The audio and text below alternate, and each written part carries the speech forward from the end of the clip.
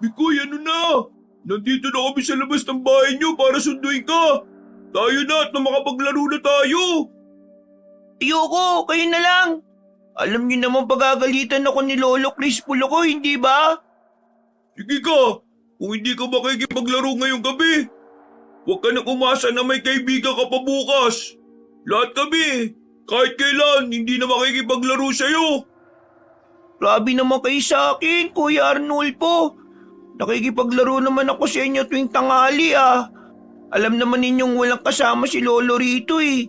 Matanda na siya at baka kung ano pang mangyari sa kanya. Nakikipaglaro ka nga kung tanghali.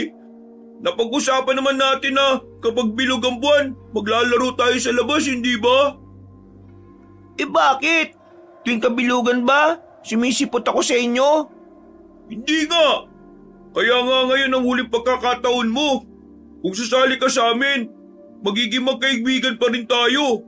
Pero kung hindi, bahala ka na sa buhay mo. Sige. Pag-iisipan ko muna.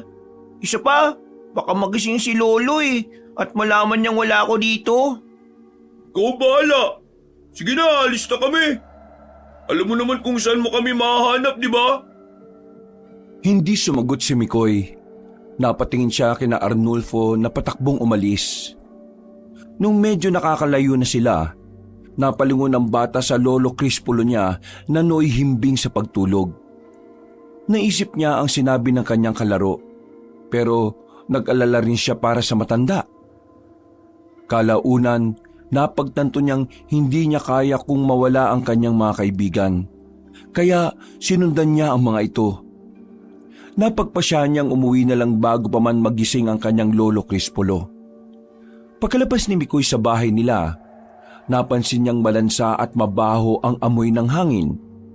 Nagkibit balikat siya para tumakbo ng mabilis patungo sa palaruan nila.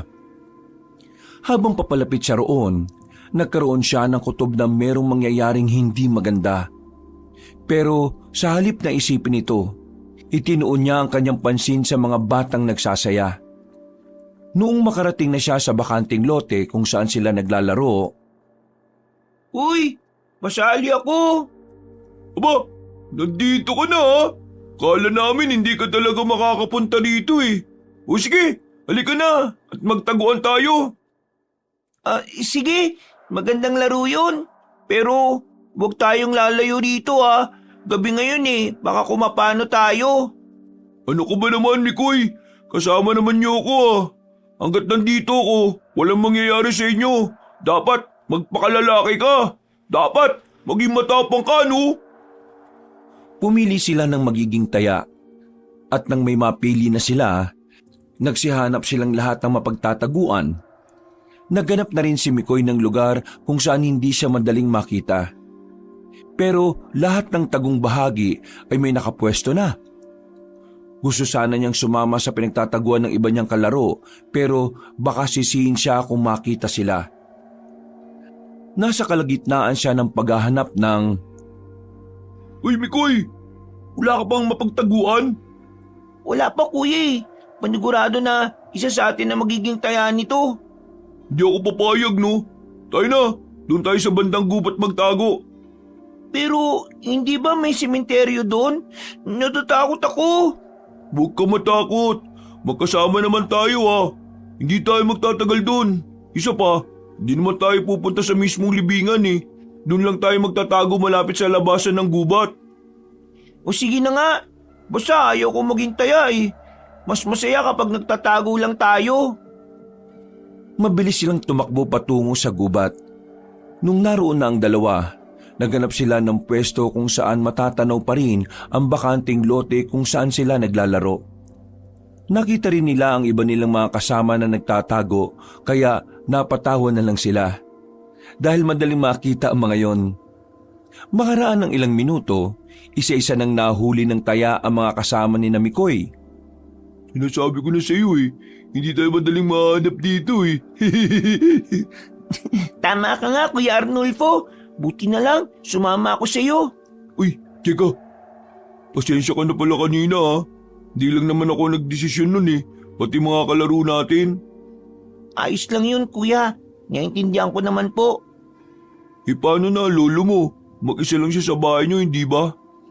Oo, pero uwi na lang ako dun kagad. O siya, sige. Yatid na lang din kita mamaya. Kuya, may napili na naman silang bagong taya oh. Halika na, labas na tayo. Uy, sandali! Sumigaw si Arnulfo ng malakas para tawagin ang mga kalaro nila. Si Mikoy naman ay napatawa dahil kinantsawan ng binatilyo ang taya. Nang mapalingon na sa kanila ang mga kasama nila, nagpasya na ang dalawa na tumakbo patungo sa bakanting lote. Hindi rin tumigil sa pagtawang dalawa dahil nabigo ang taya na mahanap sila. Nang magsimula na ang pagbibilang ng bagong taya, nagpasya uli ang dalawa na bumalik sa gubat. Dahil nakita na sila ng mga kasama nila sa dati nilang pinupwestuhan, nagkasundo sina Arnulfo at Mikoy na pumunta sa mas malalim na parte ng gubat. Paniguradong di na tayo mahanap na mga kalaro natin dito. Mas mahirapan silang makita tayo. Oo, Mikoy. Maliban sa masukal ang baging ito, takot din sila sa gubat na ito eh. Siguro, pagkapasok pa lang nila dito, maiihi na kaagad sila. Huwag lang tayo masyado maingay. Baka marinig nila ha? Natigilan si Arnulfo sa kanyang pagsasalita. May narinig silang mga yabag na malapit lang sa kanilang pwesto. Inakala nilang mga kalaro lang nila yon. Kaya nagbulungan na lang sila para hindi makagawa ng ingay. Habang nagmamatsyag, pareho silang nakalanghap ng napakabahong amoy. May narinig din silang mga halinghing ng kabayo. Kaya naisip nilang hindi nila kalaro ang naroroon. Ano kaya yun? Baka mga kabayo lang na napunta sa loob ng gubat. Baka nakakawala. Yun din ang inala ko. Halika na, alamin natin kung saan yung pupunta. Malay mo, walang may-ari. Sigurado magiging atin na yung mga yan. Pero paano naman kung hindi? Teka, baka yan na yung mga ubag. Ayon sa naging kwento dati ni Lolo Crispolo, malakabayo daw yung kanilang anyo eh. Shh! Daan mo lang boses mo, baka marinig tayo. Ubag, kwentong walang kwenta lang yan. Hindi totoo yan. Panakot lang sa mga bata. Halika na. Ikaw ang bahala. Pero sa likuran mo lang ako ha. Natatakot kasi ako kuya eh. Oo na, basta sumama ka lang. Mabilis lang to. Kapag nalaman natin kung ano yung gumagawa ng ingay, edi babalik din tayo kaagad rito. Hinanap nila ang pinagmumulan ng mga yabag hanggang sa makarating sila sa gitna ng gubat. May mangilang-ilang krus silang nakita roon na nakatarak sa lupa. Kaya nalaman nilang naroroon na sila sa sementeryo. Ilang sandali pa, may narinig silang boses ng isang lalaki na sinundan ng paghalinghing ng mga kabayo. Kuya, tama ang inala natin. Kaso, meron palang may-ari. Pwede na tayong umalis. Baka may bagong taya eh. At hindi tayo kasali sa susunod nilang laro. Sandali lang. Parang may kakaiba sa kanila eh. Isa pa, bakit ba nagpunta sila ng ganitong oras dito sa sementeryo? Marami namang madabong bagay sa labas ng gubat ah. Alamin muna natin. Ha? Sige, papayag ako sa'yo pero ilang minuto lang ha. Baka mamaya, ano pa mangyari sa atin dito eh. Nakong bata ka oh. Huwag ka na muna magsalita dyan. Baka mahuli nila tayong nakamasid sa kanila. Nagganap na magandang pwesto sina Mikoy at Arnulfo. Ilang sandali lang nakita nila ang lalaki at ang 4 na kabayo na may kung anong hinahanap sa paligid. Ano bang amoy yan kuya? Parang bulok na laman ng tao. At bakit? Nasa sementeryo tayo ano? Alangan naman magkaroon ng bulok na isda rito. Takpan mo na lang ang ilong mo. Umayos na lang kaya tayo rito. Di ko nga lang, di ba? Parang may ibang pakay sila rito eh oh. Tingnan mo sila na mabuti, Mikoy. Oo nga kuya. Hindi kaya may... Ikinumpas ng lalaki ang kamay niya at sa isang iglap lang pinagtulungang hukayin ng mga kabayo ang libingang nasa tapat nila. Napako ang paningin doon ng dalawa nang makita nilang nagbabaga pala ang mga mata ng mga kabayo. Pati na ng lalaking nag-utos sa mga ito. Nalaman nilang hindi karaniwang tao at mga kabayong mga yon. Habang nakatingin sa mga nilalang, kinutuban si Mikoy na nasa panganib sila. Ano ba kuya? Tara na. Baka sa atin pa mabaling ang atensyon nila eh. Tingnan mo itsura nila oh. Mga ubag yan kuya. Delikado tayo. Huwag kang maging atat. Ako nga mas matanda sa atin kaya ako masusunod. Oh, ayun oh. Pinanood nila ang mga nilalang habang nagukay. Ilang sandali pa, tumulong na rin ang lalaki. At nalaman ni Mikoy na bangkay nga ang kinuha ng mga yon. Nang may lapag na nila sa lupa ang bangkay, sumenyas ulit ang lalaki sa mga alaga niya. Sa pagkakataong yon, pinagsaluhan ng 4 na kabayo ang nabubulok na katawan na kanilang nahukay. Hindi na rin napigilan ni Mikoy ang maduwal dahil sa pandidiri. Pakiramdam niya, bumaliktad ang kanyang sikmura dahil sa nakita niya. Ano ba yung Mikoy? Pigilan mo sarili mo. Mamaya marinig pa nila tayo. 2 tayo malalagot. Pasensya na kuya. Sige, tatakpan ko na lang ang ilong ko. Tayo na. Umalis na nga lang tayo rito. Baka kumapahamak pa tayo dahil sa paggawa mo ng ingay. Sige kuya, pasensya na ah. Kanina ko pa nga sinasabi sa iyo yan eh. Siguradong sa katagalan, mararamdaman nilang presensya natin dito. Ay, teka. Kung totoo nga mga ubag yan, at sila nga yung nakita natin, ano naman ang lalaking yun, Aber? Eh, sabi ni Lolo dati, sila yung kinikilalang hamon ng mga kabayong aswang. Ubagan, yan ang tawag sa kanila. Kadalasan, marami silang mga alaga at ginagamit nila ang mga yan para sa pansarili nilang interes. Ewan ko ba kung maniniwala ako o hindi riyan eh. Pero tara na, bumalik na lang tayo sa bakanting lote. Manigurado na meron ng bagong taya. Maingat silang naglakad palayo sa kanilang pinagtataguan. Walang ano-ano, natigilan si Mikoy at napalingon sa kanyang kuya Arnulfo. Nang makarinig siya ng malakas na lagitik ng tuyong sanga na marahil naapakan ng binatilyo. Agad namang sumenya si Arnulfo kay Mikoy na magpatuloy sa paglalakad. At nagmadali rin silang umalis sa bahagi kung saan siya nakatapak ng tuyong sanga. Habang nakatitig at naghihintay sa binatilyo, nakita niyang nakapako sa kanila ang titig ng mga kabayong aswang at ng lalaki. Alam ni Mikoy na may masamang binabalak ang mga yun sa kanila. Kaya nakaramdam siya ng pagkabahala. Kuya, ang mga ubag, nakatitig dito sa atin. Tumakbo na tayo palis dito at baka maabutan pa nila tayo, dali! Naalinti ka na. Sige, bilisan natin. At nang makarating tayo sa bakanting lote, baka sakaling makahingi tayo ng tulong sa ibang tao. Kailangan hindi nila tayo maabutan. Siguradong lagot tayong 2 kapag nahuli nila tayo. Sige na, ituon mo na lang ang pansin mo sa daan para makalabas ka agad tayo rito. Huwag mo na akong intindihin. Nasa kalagitnaan ng pagtakbo si Mikoy nang mapansin niyang hindi na nakasunod sa kanya ang binatilyo. Nagtaka siya, kaya bahagya siyang lumingon. Nalaman niyang wala nga roon si Arnulfo, kaya natigilan siya. Napatanong siya sa kanyang sarili kung nasaan na ang kalaro niya hanggang sa makarinig siya ng paghiyaw. Boses yun ni Arnulfo, kaya naisipan niyang balikan ito para malaman kung ano ang nangyari.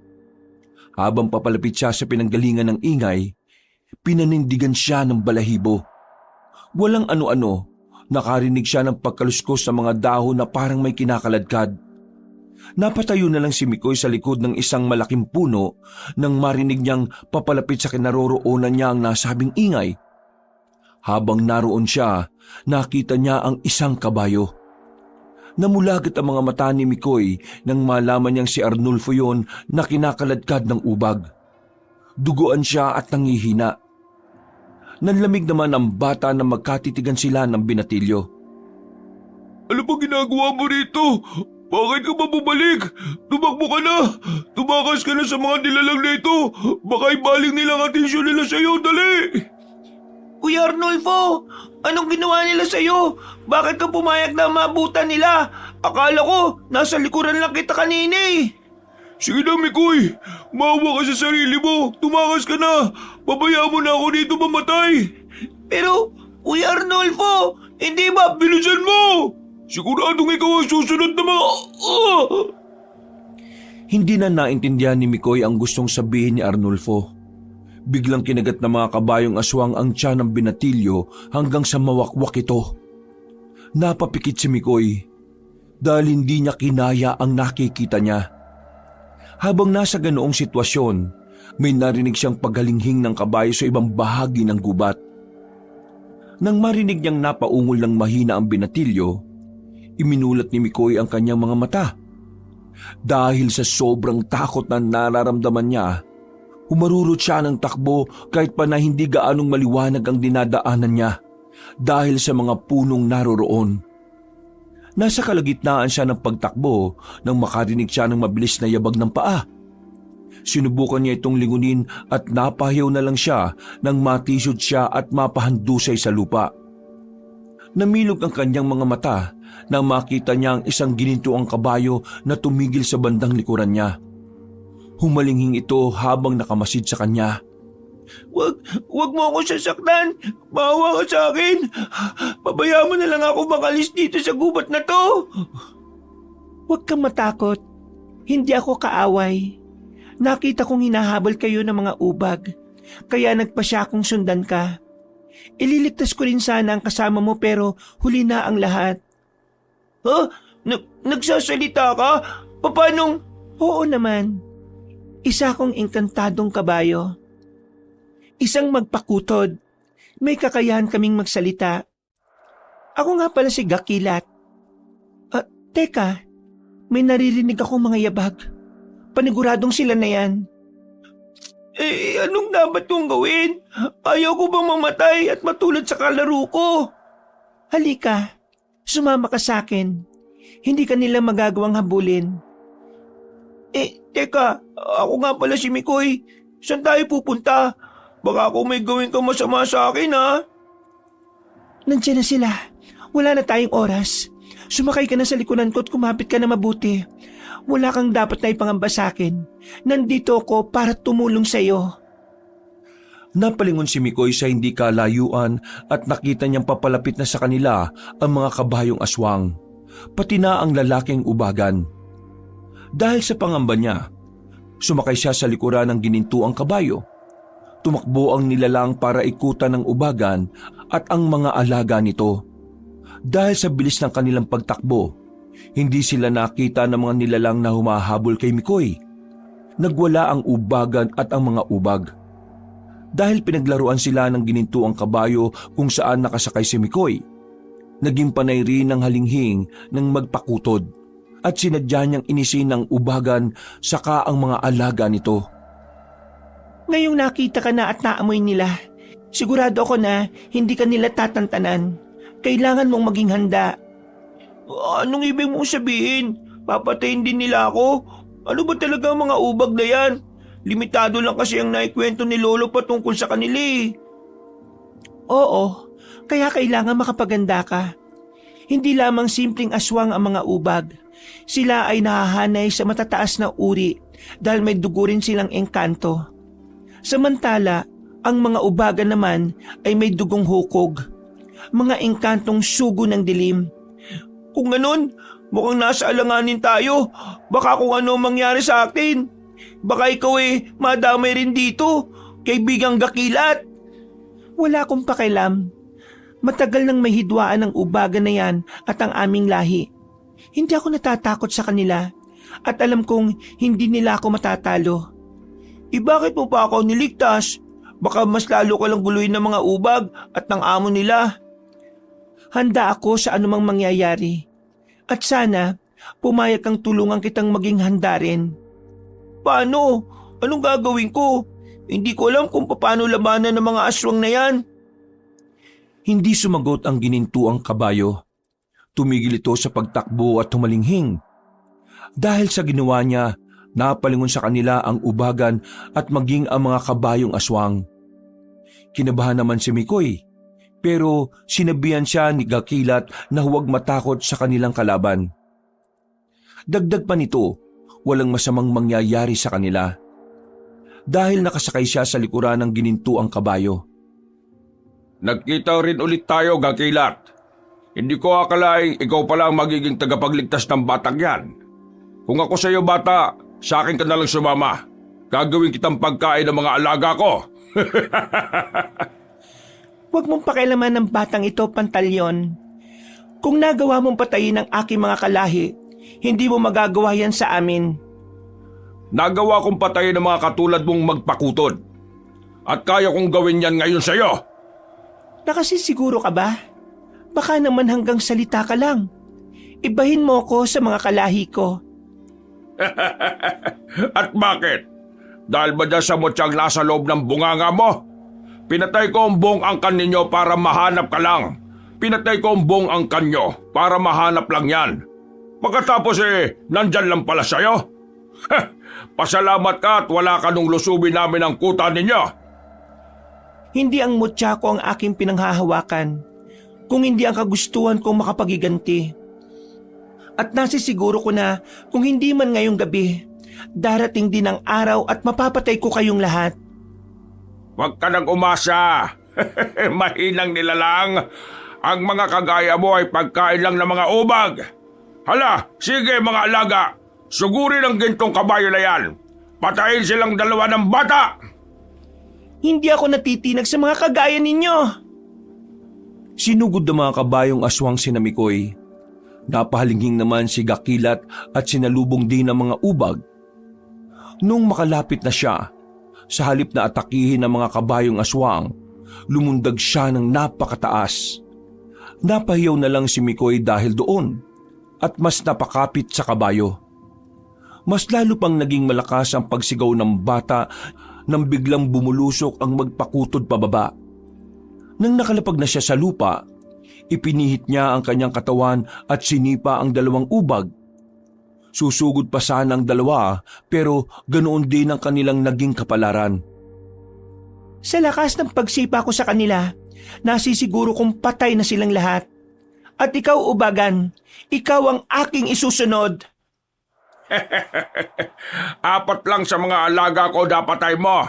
Huwag kang magmalaki sa akin. Marami pa akong alagang ubag na pwede kong utusan para patayin kayo. Kung gusto nyo, tawagin na ninyong iba pa. Kung nagawa ni Gakilat ng ganun kadali ang pagpatay sa apat na alaga mo, sigurado magagawa niya rin patayin yung iba pa. Tumahimik ka, bata. Huwag kang magkunwaring matapang. Dahil nakita ko kanina kung paano pumikit ang mga mata mo nang pagsaluhan ng mga ubag ang kalaro mo. Pati mga inosente dinadamay ninyo. Talagang mga halang ang inyong mga kaluluwa. Gusto ko pa sana mag-aksaya ng oras sa iyo. Pero may mga bagay pa akong dapat asikasuhin. Sa susunod nating pagkikita, makukuha ko rin ang mutya mo, Gakilat. Kung hindi ko makukuha yan sa santong dasalan, kukunin ko yan sa santong paspasan. Pagkawika ng ubagan, bigla itong nawala sa paningin ni Mikoy. Napalingon na lang siya sa bandang kanluran nang makarinig siya ng mga kaluskos doon. Nabahala rin ang bata dahil mukhang patungo sa baryo nila ang aswang. Gusto sana niyang bumaba sa likuran ng nilalang kung saan siya nakasakay. Pero pinigilan siya nito. Si Lolo Crispolo, baka kung ano mangyari sa kanya. Natatakot ako na baka sa baryo namin pumunta ang mga ubagan at doon maggasik ng lagim. Hindi naman siguro. Mukhang may iba pa siyang pakay at hindi sa lugar na ito. Kaunti lang ang mga alagang dala niya. Kaya malamang, naakit lang siya sa nabubulok na bangkay dyan sa sementeryo. Gusto ko na pong umuwi. Pwede mo ba akong maitid sa bahay namin? Sige, ihatid kita. Pero bago yan, sumama ka muna sa kuta ng mga magpakutod. Anong gagawin ko doon? Baka matatagalan ako doon Kapag nagising si Lolo at nalaman niyang wala ako sa tabi niya, pagagalitan ako noon. Mabilis lang tayo ron. May papakita lang ako sa iyo. Gusto ko rin maging handa ka. Dahil tsak na hindi ka titigilan ni Pantalyon. Kung ganun, sige tayo na. At nang makauwi rin ako kagad. Napahalinghing ang ginintuang kabayo bilang pagsang-ayon. Noon din, lumundag siya ng napakataas at makaraan lang ang ilang minuto nakalapag sila sa tuktok ng isang bundok. Iginala ni Mikoy ang kanyang paningin doon at nakita niyang napakalayo nila sa kabayanan. Napansin din niya na may kakaiba sa lugar na yon dahil marami ang mga nagliliwanag na bagay sa malayo. Alam niyang hindi na yon sakop ng kanilang bayan, kaya nagtaka siya. Pero sa halip na sabihin kay Gakilat, itinikom na lang niya ang kanyang bibig. Ito ang aming kuta. Dati, marami kaming nandito. Pero dahil sa kagagawa ni Pantalyon, mag-isa na lang akong nakatira dito. Kung nandirito lang sana ako nung sumalakay ang ubagan na yon, sigurado ako na hindi sila magtatagumpay. Nalulungkot ako sa nangyari sa mga kalahi mo, kaibigang Gakilat. Talagang napakasama ng Pantalyon na yon. Nakita ko kung paano nila patayin yung kalaro ko eh. Kaya alam kong wala silang awa sa ibang nilalang. Hindi bali na. Dinala kita rito dahil may gusto akong ipakuha sa iyo. Kapag nagtagumpay ka, ibig sabihin, ikaw ang karapat-dapat para sa sandatang yon. Ano bang sinasabi mo? Magagamit ko ba yan laban sa ubagan? Oo, sigurado ako na magagamit mo. Ang tinutukoy ko ay ang espadang tumarak sa isang bato nung naglaban ng dalawang makapangyarihang engkanto. Hindi ko nga alam kung putian o itiman ang may-ari niyan. Teka, nasa may sinasabi mo? Tumingin ka sa malaking bato na nandito sa tuktok. Tingnan mo ng mabuti at makikita mo ang sinasabi kong panlaban sa mga aswang. Ha? Yan ba yung tinutukoy mo? Kulay itim na espada? Oo, yan nga. Hinulma yan mula sa elemento na sa mundo ng mga engkanto mo lang matatagpuan. Kung yan ang makakatalo sa ubagan at sa mga alaga niya, sige, kukunin ko ang espadang yan. Pero may problema ako eh. Ano naman yon, kaibigan Mikoy? Bata lang ako eh, at alam kong wala akong laban sa kakayahan ng mga aswang na yon. Baka maagaw lang nila to sa akin at gamitin din laban sa akin. Huwag kang mag-alala. Kapag nahawakan mo na ang espada, dadaloy sa buong katawan mo ang kanyang enerhiya. Para ka na ring nagsanay ng ilang taon sa paghawak sa kanya. Kung ganun, sige, susubukan kong makuha yung espadang yan. Sige Mikoy, puntahan mo na at tugutin yan. Sana ay magtagumpay ka. Napatango si Mikoy sa ginintuang kabayo. Iwinaksin niya sa kanyang puso ang takot sa kung anumang mangyayari sa kanya. Nang makarating siya sa tapat ng bato, tumingala siya at naghanap ng posibleng daanan. Nang may plano na siya kung papaano akyatin yon, sinimulan na niya kaagad yon. Makaraan ng ilang minuto, nakarating siya sa ibabaw at nakita niya ang nakatarak na espada roon. Namangha si Mikoy dahil perpekto ang pagpapanday noon at noon lang siya nakakita ng ganoon kagandang sandatang may talim. Sige na, subukan mo nang kunin yan. Huwag mong gamitin ng buong lakas. Huwag mong gamitin ng buong lakas mo. Pakiramdaman mo ang sarili mo at isipin mo ang kagustuhang makuha yan. Sige, gagawin ko yan, Gakilat. Maraming salamat ha. Ay, sandali lang. Napabuntong hininga si Mikoy. Inisip niya ang mga dahilan kung bakit kailangan niyang makuha ang espada. Matapos nito, sinubukan na niyang hugutin ang nasabing sandata. Nung una, naramdaman niyang masyado itong nakabaon at hirap siya.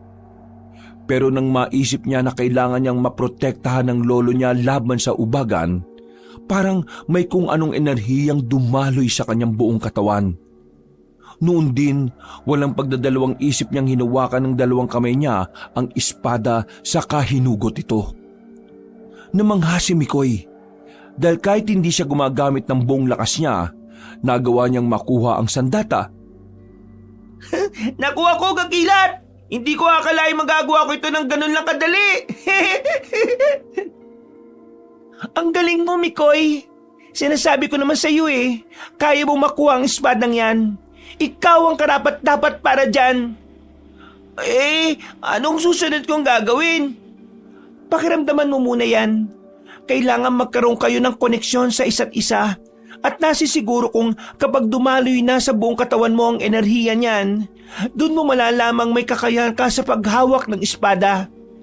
Sige, kaibigan, susubukan ko ang sinasabi mo at baka sakaling gumana. Mag-focus ka na muna riyan. Huwag mong alalahanin ng ibang bagay. Maghihintay lang ako sa iyo rito. Ipinikit ni Mikoy ang mga mata niya. Habang nasa ganoong sitwasyon, wala siyang inisip kung hindi ang espadang hawak niya. Walang ano-ano, nagsimula na siyang gumalaw habang pinakikiramdaman ng naturang sandata. Makaraan ng ilang minuto, nagmulat siya. Naging magaan ang espada at naramdaman ni Mikoy na meron na silang koneksyon. Napangiti pa siya nang maisip niya na may pagkakatulad sila ng sandatang nakuha niya. Nagawa ko, kaibigan! Ngayon, kampante na ako, makakaya ko nang makipaglaban sa mga ubag at sa ubagan na yon. Lagot sila sa akin ngayon! O diba? Hindi mo kailangan ng ilang taong pagsasanay. Sapat nang malaman mo at maramdaman ang koneksyon ninyo. Kung ganun, pwede na ba akong makauwi? May hatid mo na ba ako sa bahay namin? Gusto ko naman, pero hindi pa sa mga oras na ito.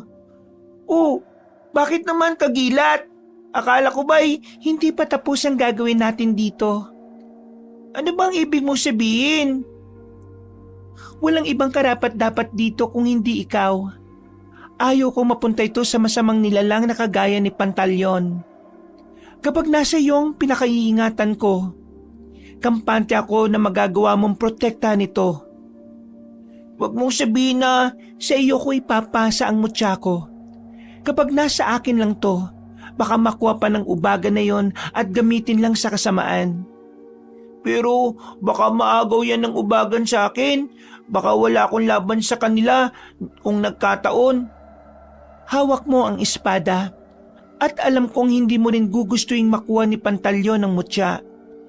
Malaki ang tiwala ko sa iyo at alam kong hindi mo ako bibiguin. Pero paano ka? Malamang kung ipapasa mo sa akin ng mutya, manghihina ka. Baka kung ano ang mangyari sa iyo, kakilat. Huwag mo kong intindihin. Ang isipin mo ay ang mga kanayon mo na magiging kawawa kapag umatake ang ubagan at ang mga alagad niyang ubag. Teka, ano bang magiging bisa ng mutya mo sa akin? Wala bang masamang epekto yan? Kapag nasa iyo na ang mutya, magiging kasing liksi mo ako. Magkakaroon ka rin ng kakayahang lumundag na mataas. Sige na, huwag mong hayaang mahulog ito sa lupa. Ay, ganun ba? Sige, kung talaga makakatulong yan para sa ikabubuti namin ni Lolo, nakahanda akong tanggapin ang mutya mo. Maraming salamat, Mikoy. Huwag ka mag-alala, babantayan kita. At kung kailangan mo ako, darating ako para alalayan ka. Kailangan ko ring makaharap si Pantalyon at nang mapagbayaran niya ang ginawa niya sa aking angkan. Pagkatapos ng naging usapan nila, may kung anong nginuya ang ginintuang kabayo. Ilang sandali pa, ngumanga ito at ipinakita kay Mikoy ang loob ng kanyang bunganga. Sinilip naman kaagad yon ng bata at nakita niya ang isang kumikinang na ngipin. Nang makita niyang mahuhulog na ang mutyang ngipin ng ginintuang kabayo, sinalo niya ito ng walang pagdadalawang isip. Pinagmasdan niya ito at naramdaman din niya ang kakaibang enerhiyang nagmumula rito. Ngayong hawak mo na ang aking mutyang ngipin, gusto kong ingatan mo yan. Isubo mo yan at kusang gagana sa katawan mo ang kanyang bertud. Maraming salamat sa tiwala mo sa akin, kaibigan. Teka, sige, gagawin kong sinabi mo. Mas maigi pa nga, para naman kumapit agad sa katawan mo ang mutya ko. Namulagat na lang ang kanyang mga mata dahil sa biglang init na naramdaman niya sa loob ng kanyang katawan. Natuwa si Kagilat dahil doon at napangisi. Hindi naman makapaniwala si Mikoy dahil hindi siya nahirapang gawin ang sinabi ng kanyang kaibigan. Pakiramdam niya'y mas naging magaan ang katawan niya at parang naging mas malakas ang kanyang mga braso. Ganito ba talaga ito? Parang may kung anong enerhiya na gustong pumawala sa loob ng katawan ko. Huwag mong pigilan, Mikoy. Ang enerhiyang nararamdaman mo ay gawa ng mutyang pumasok sa katawan mo. Pabayaan mong dumaloy sa loob mo ang bertud. Magmula ngayon, mas magiging malakas at maliksi ka kagaya ng isang magpakutod. Masusunod, Kagilat. Ayan na, nararamdaman ko na ang kanyang enerhiya. Nakakamangha ka, Mikoy. Siguro, likas sa iyo ang pagiging isang bertudes. Kaya naging madali sa iyo ang lahat ng ito. Hindi ko alam, pero bakit ganito? Nakakapagod. Pakiramdam ko, pagod na pagod ako. Magpahinga ka na muna. Naninibago lang siguro ang katawan mo. Pagkatapos niyan, manunumbalik na ang lakas mo at maaari na kitang ihatid sa inyo. Napatango si Mikoy sa kanyang kaibigan na magpakutod.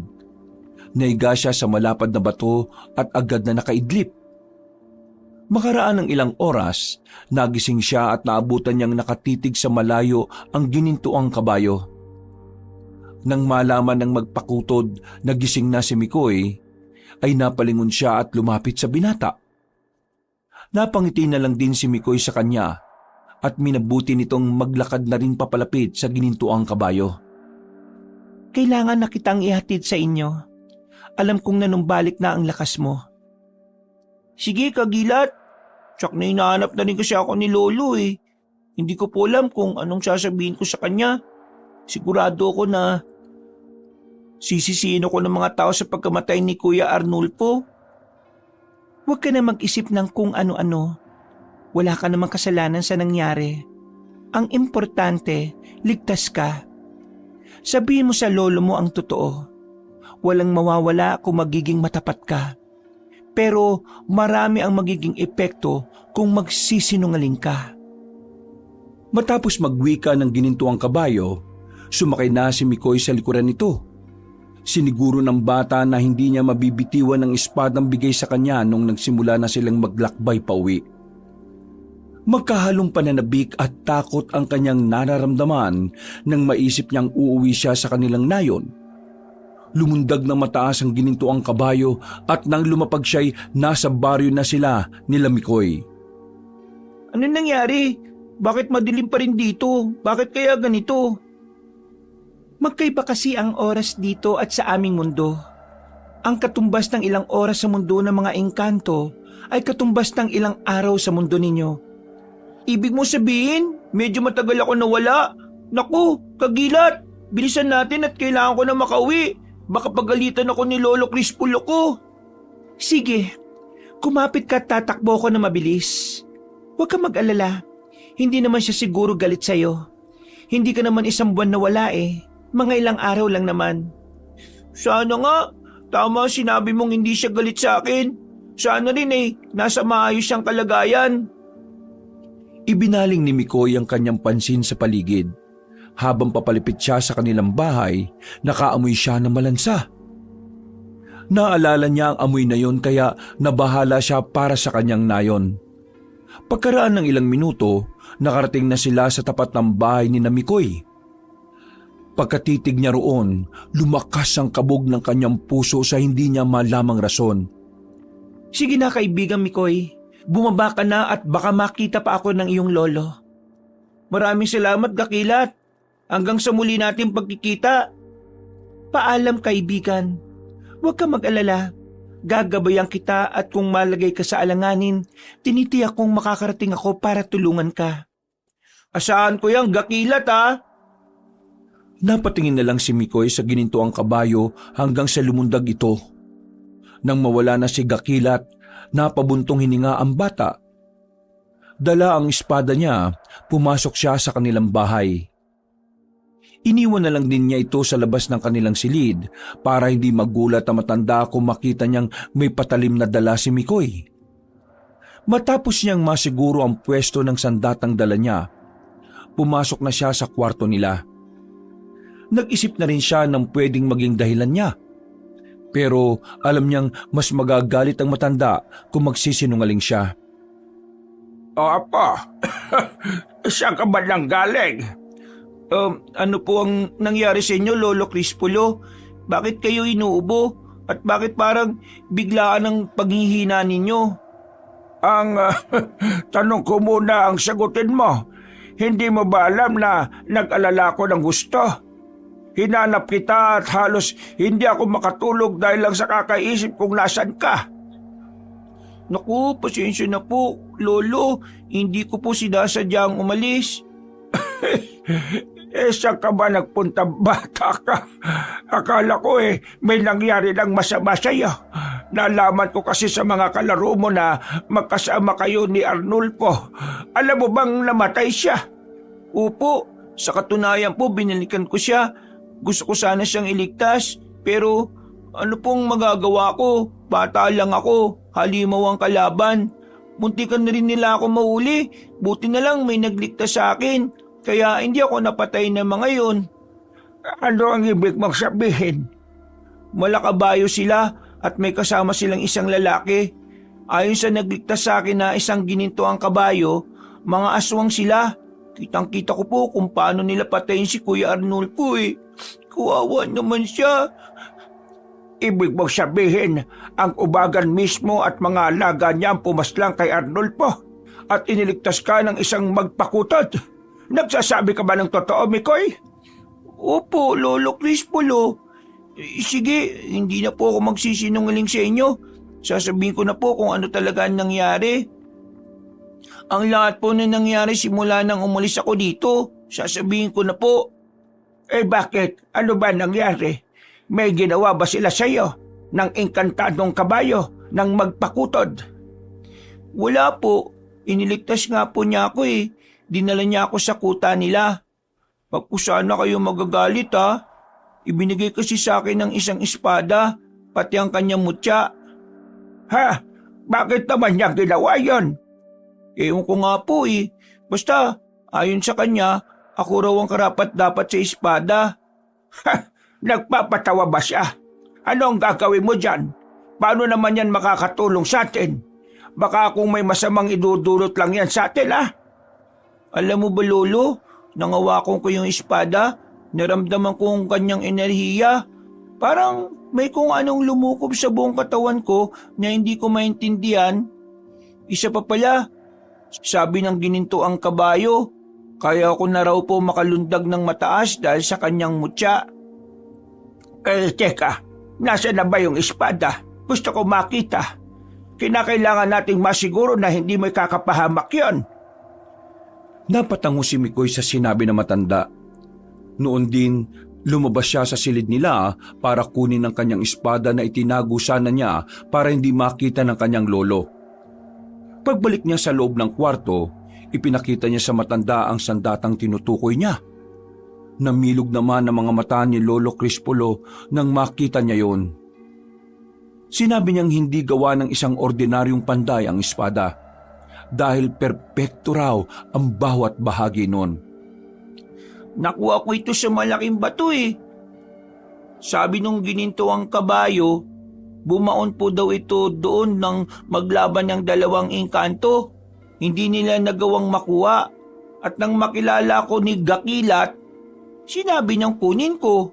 Kapag daw nakuha ko, ako ang nararapat para sa espadang ito. Ay, ganun ba? Ay, teka, pwede ko ba yung mahawakan na po? Kahit sandali lang. Ngayon lang kasi ako nakakita ng ganyang kagandang obre. Ay, oo naman po. Sandali lang po. Ito oh. Ibinigay ni Mikoy sa matanda ang espada. Pagkahawak ni Lolo Crispolo roon, mas naging maluba ang ubo niya. Nabahala naman si Mikoy, kaya kinuha niya ang sandata niya sa matanda sa kahinaplos ang likod ng kanyang lolo. Lolo Crispolo, ayos lang po ba kayo? Kanina pa ako nagtatanong sa inyo eh. Bakit ba biglang pagkakaroon nyo ng ubo? Hindi ko nga alam po eh. Pero halos lahat ng mga tao rito ay nagkakasakit. Ewan ko nga ba kung ano ang dahilan. Malakas ang kutob ko na kagagawa nito ng ubagan. Nagsimula lamang ito nang matagpuan ang katawan ni Arnulfo sa loob ng gubat eh. Kung ganun po, tama ang sinabi sa akin ng magpakutod. Baka isang araw, magulat na lang daw tayo na nilulusob na pala tayo ng mga aswang dito. Kinakailangan nating paghandaan ang araw na yan. Tama ka po, Lolo Crispulo. Kinakailangang ihanda natin ang ating sarili para sa pangyayaring yan. Mababangis ang mga kabayong aswang at ang amo nila. Talagang kailangan natin, Mikoy. Ang mga katulad nila ay hindi sila madaling talunin. Pero alam ko po na gamit ang espadang ibinigay ng gininto ang kabayo at sa tulong ng kanyang mutya, matatalo ko po ang mga aswang na yun, Lolo. Magtiwala lang kayo sa akin. Magsasalita na sana si Lolo Crispulo nang muli siyang napaubo. Napasigaw na lang si Mikoy at agad na nataranta nang biglang dumuwal ng dugo ang matanda. Nagmadali siyang kumuha ng walang laman na balde sa kabasahan. Pagkabalik niya sa silid nila, nabahala siya nang makita ang sitwasyon ng matanda. Inilapag niya ang balde sa tapat na matanda at pinunasan ng dugo sa kawayang sahig nila. Nasa kalagitnaan sila ng ganoong sitwasyon nang may maulinigan silang mga yabag na nagmumula sa malayo. Apo, silipin mo sa bintana kung ano ang mga gumagawa ng ingay na yon. Sige po, sandali lang at titingnan ko. May kutob kasi akong hindi maganda patungkol sa mga yan eh. Ako rin, kung hindi ako nagkakamali, papasugod dito sa kanayunan ng mga ubag. Paniguradong inutusan sila ng kanilang amo. Tama po talaga sinabi ni Gakilat sa akin. Humanda ang mga aswang na yan. Hindi ko sila titigilan hanggat hindi ko sila nauubos. Agad na nagpunta si Mikoy sa bintana. Itinoon nito ang kanyang pansin sa labas at tiningnan ng maigi kung ano ang papalapit. Makalipas ang ilang sandali, may nakita siyang mga nagbabagang bagay na gumagalaw. Nagpatuloy rin ang mga yabag, kaya nanatili muna roon si Mikoy hanggang sa malaman niya kung ano ang papalapit sa kanilang baryo. Kinabahan siya at agad niyang inisip ang kaligtasan nila ng kanyang lolo. Lolo, mga ubag, sila yung papasugod dito sa baryo natin. Kinakailangan ko sila mapigilan bago pa sila makapambiktima rito. Makakaya ko pong labanan ng mga aswang na yan. Magpahinga muna kayo rito. Gusto kong sumama sa'yo, Apo. Kaya ko pa naman hindi mo lang alam. Magaling ako sa eskrima at arnis nung araw. Huwag na po kayong maging mapilit, Lolo. Dito lang kayo sa loob ng bahay at titiyakin kong walang masamang mangyayari sa inyo, pati na rin sa mga kanayon natin.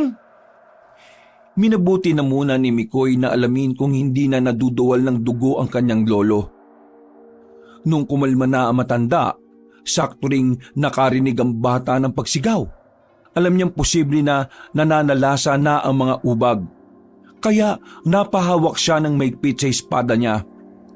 Pinaalalahanan ulit niya ang kanyang lolo na huwag nang aalis sa bahay nila. Pagkatapos noon, lumundag siya sa bintana. Saktong pagkalabas niya, nakarinig siya ng paghalinghing.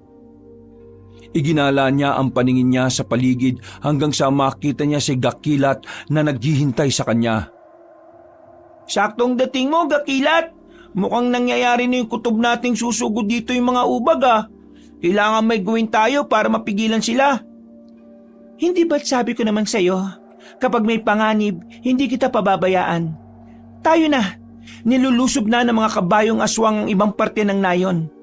Huwag nating hayaan na makarating pa sila rito, banda sa inyo. Sige, halika na, handa na ako lumaban sa kanila. Hindi ako titigil hanggat hindi ko sila nauubos. Mag-iingat ka pa rin, Mikoy. Kahit na may mutya ka na at espada magagamit laban sa kanila, kailangan wag mo pa rin maliitin ang kalaban mo. Tatandaan ko po yung sinabi nyo. Huwag kang mag-alala. Kikilatisin ko yung mga ubag na yan at gagamitin ko ang utak ko para labanan sila.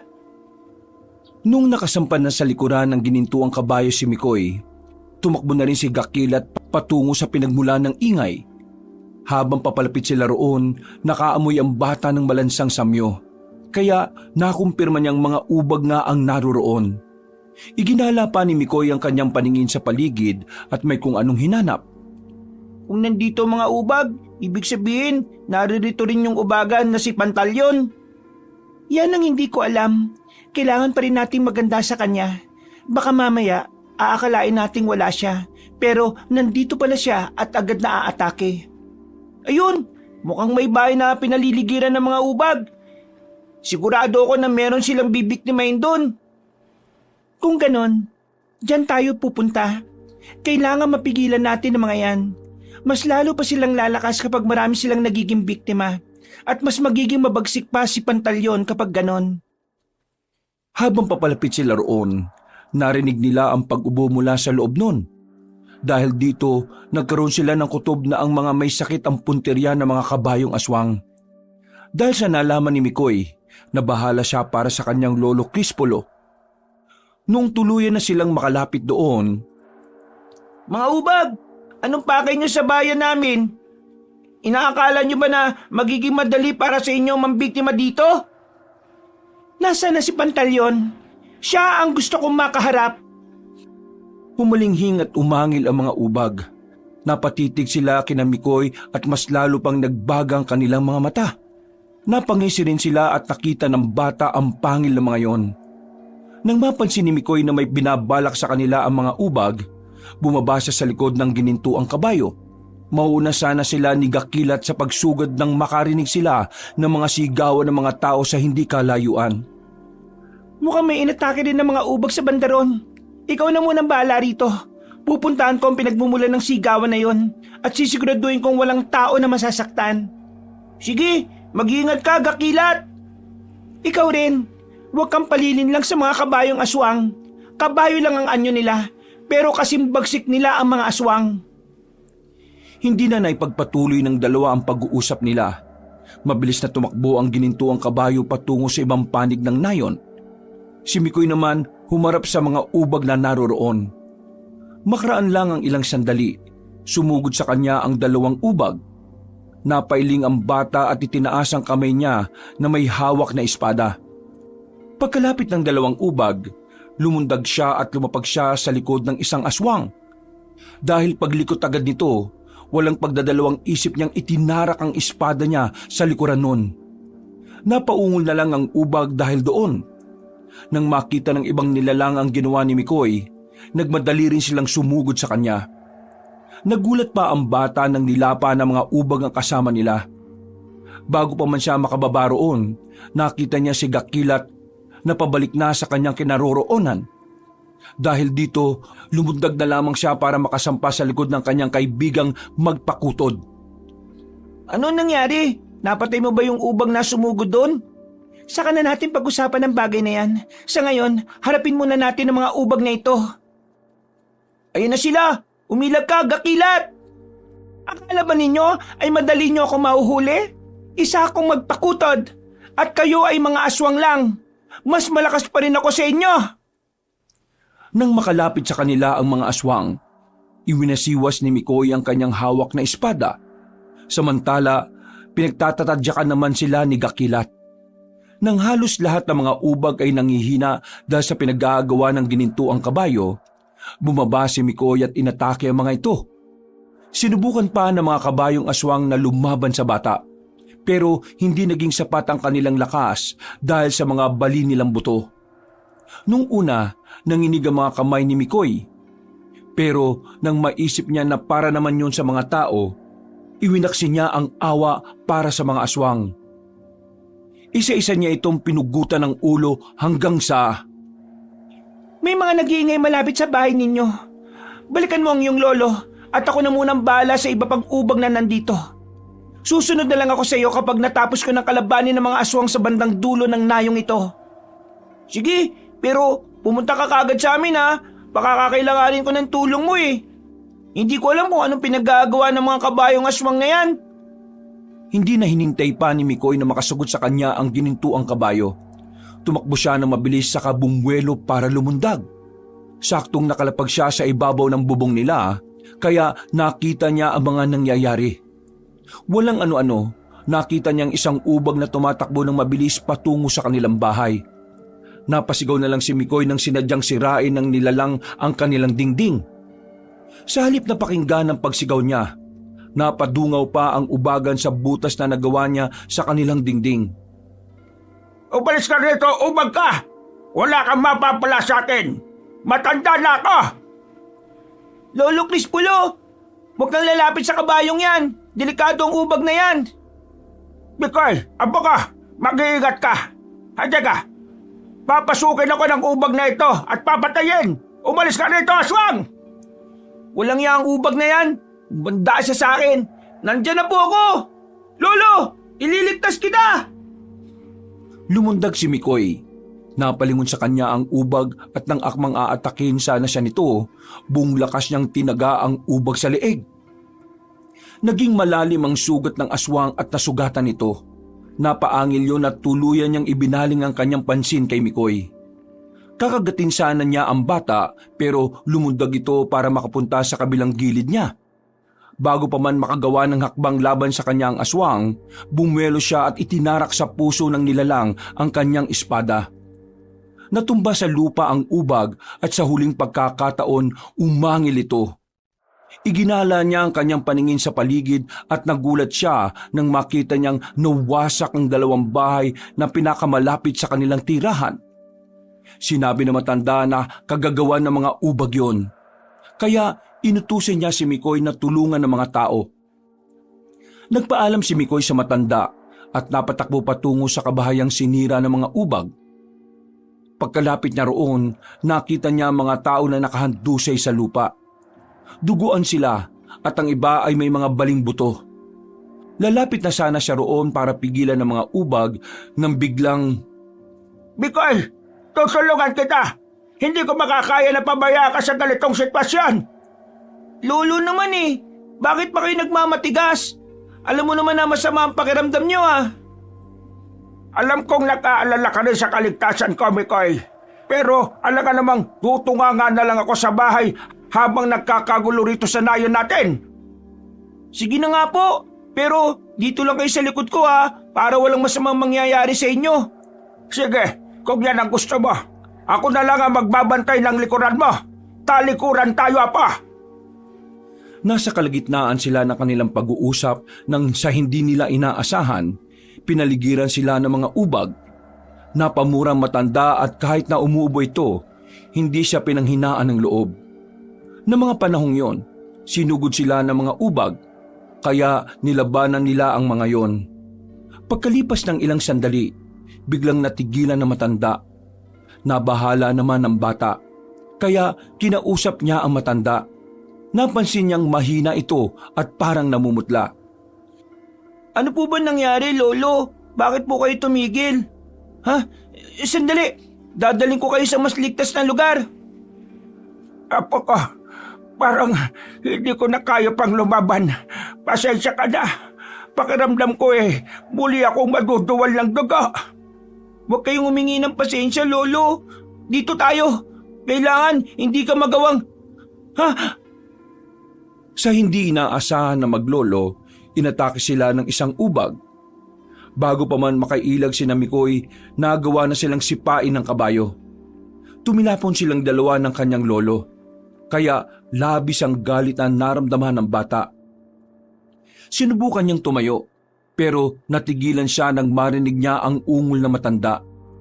Napatingin siya roon at nakita niyang may mga ubag na nakahanda para sumugod kay Lolo Crispolo. Hoy, mga ubag! Ako harapin nyo! At huwag yung lolo ko! Mga traitor! Wag kayo lumabas sa akin! Umalis kayo! Alis! Lubayan niyo siya! Dito kayo lumapit sa akin at bibigyan ko kayo ng magandang laban! Bumangon si Mikoy at napahawak ng maigpit sa kanyang espada. Saktong pagkatayo niya, nakaramdam siya ng kakaibang enerhiya sa kanyang likuran. Pinanindigan siya ng balahibo sa batok. Marahan siyang napalingon at saktong pagkalingon niya, Mikoy, sa likuran mo, may nakatayong ubagan! Ang ingay ng bunganga mo, tanda! Ang dapat sa'yo ay mamatay! Pantalyon! Ikaw! Hindi sumagot ang ubagan. Mas lumapit siya kay Mikoy at bago pa man makagalaw ang bata, sinakal siya ni Pantalyon mula sa likuran niya. Tinabig din ng ubagan ng kamay niya na may hawak na espada. Dahilan para tumilapon ito. Kahit na ganoon ang kanyang sitwasyon, nagagawa pa rin niya ang makahinga ng maayos at makapagsalita. Sige, gumalaw ka at nang tumarak ang kuko ko sa leeg mo. Kapag nangyari yan, ipapakita ko sa lolo mo kung paano ka mamamatay. Napakademonyo mo! Pakawalan mo ako at umalis kayo ng mga alaga mo rito! Hindi! Aya ka! Nandito kami para kumain! At walang sino mang makapagdidikta sa amin kung ano ang aming gagawin. Kung ayaw niyong umalis dito, kami ang pabayaan niyong makalis! Ano ko? Loko-loko?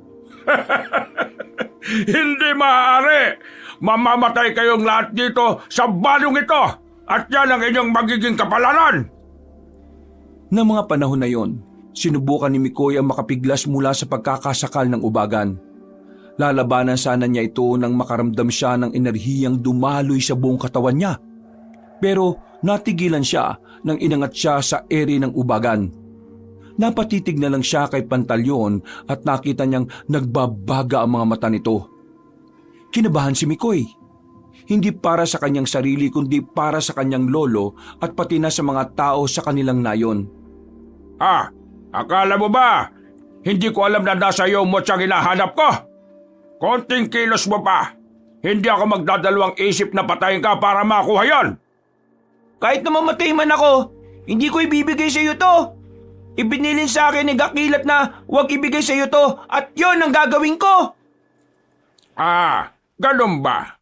Iniisip mo bang ayos lang sa akin ang sinasabi mo? Hindi! Mga alaga, alam na ninyo kung anong inyong gagawin sa matandang yan. Ipakita ninyo sa batang ito kung gaano tayo kabagsik.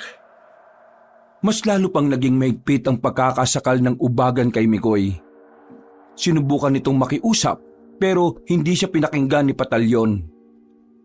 Walang ano-ano, pumalaho ang matanda at kasunod nito, napaubos siya at naduwal ng dugo. Napaiyak si Mikoy dahil sa sitwasyon ng kanyang lolo. Habang nasa ganong estado matanda, pinagtulungan siyang atakihin ng mga ubag. Sinubukan ulit ni Mikoy ang magpumiglas at nang magkaroon siya ng pagkakataon, buong lakas niyang sinipa ang ubagan na naging rason para tumilapon ito. May malakas na puwersa rin tumama sa bata na naging dahilan para matumba siya at mahirapang makabangon. Bakit nila ginawa yan sa iyo? Mga wala silang awa! Mikoy, pakiusap! Anong akala mo, bata? May liligtas mo matandang yan? Hindi ako papayag! Ang sama ninyo! Pati matandang walang kalaban-laban ni dinamay ninyo! Pagbabayaran nyo ito ng mahal! Dahil hindi pa rin makabangon si Mikoy, gumapang siya patungo sa lolo niya. Nagulat na lang siya nang lumundag ang ubagan at lumapag sa kanyang tabi. Bago pa man siya makalapit sa matanda, inapakan na siya ni Pantalyon sa ulo. Sinikap namang makawala ni Mikoy roon, ngunit natigilan siya at mas napahagulgol nang makita niyang pinagpepiestahan ng mga ubag ang katawan ng kanyang lolo Crispolo. Naalala niya ang nangyari sa kanyang kalaro, kaya nanlumo siya ng gusto. Anong ginawa ng mga alaga mo kay lolo? Bakit niyo siya pinatay?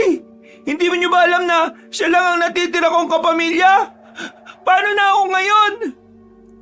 Hindi sana mangyayari ang lahat ng ito kung nung una pa lang ibinigay na sa akin ni Gakilat ang kanyang mutya. Siya ang dapat nasisihin dito. At ngayon, pati ikaw, kailangan na rin mamatay. Kung papatayin mo man ako, pagsisisihan nyo. Alam kong igaganti ako ng kaibigan ko. Si Gakilat? Ano nga saan mo sa magpakutod na yon? Kung madali nga para sa akin na patayin ang mga kalahi niya, hindi rin ako mahirapan sa pagpatay sa kanya. Lalo na ngayon na wala na sa kanya ang mutya. At anong akala nyo?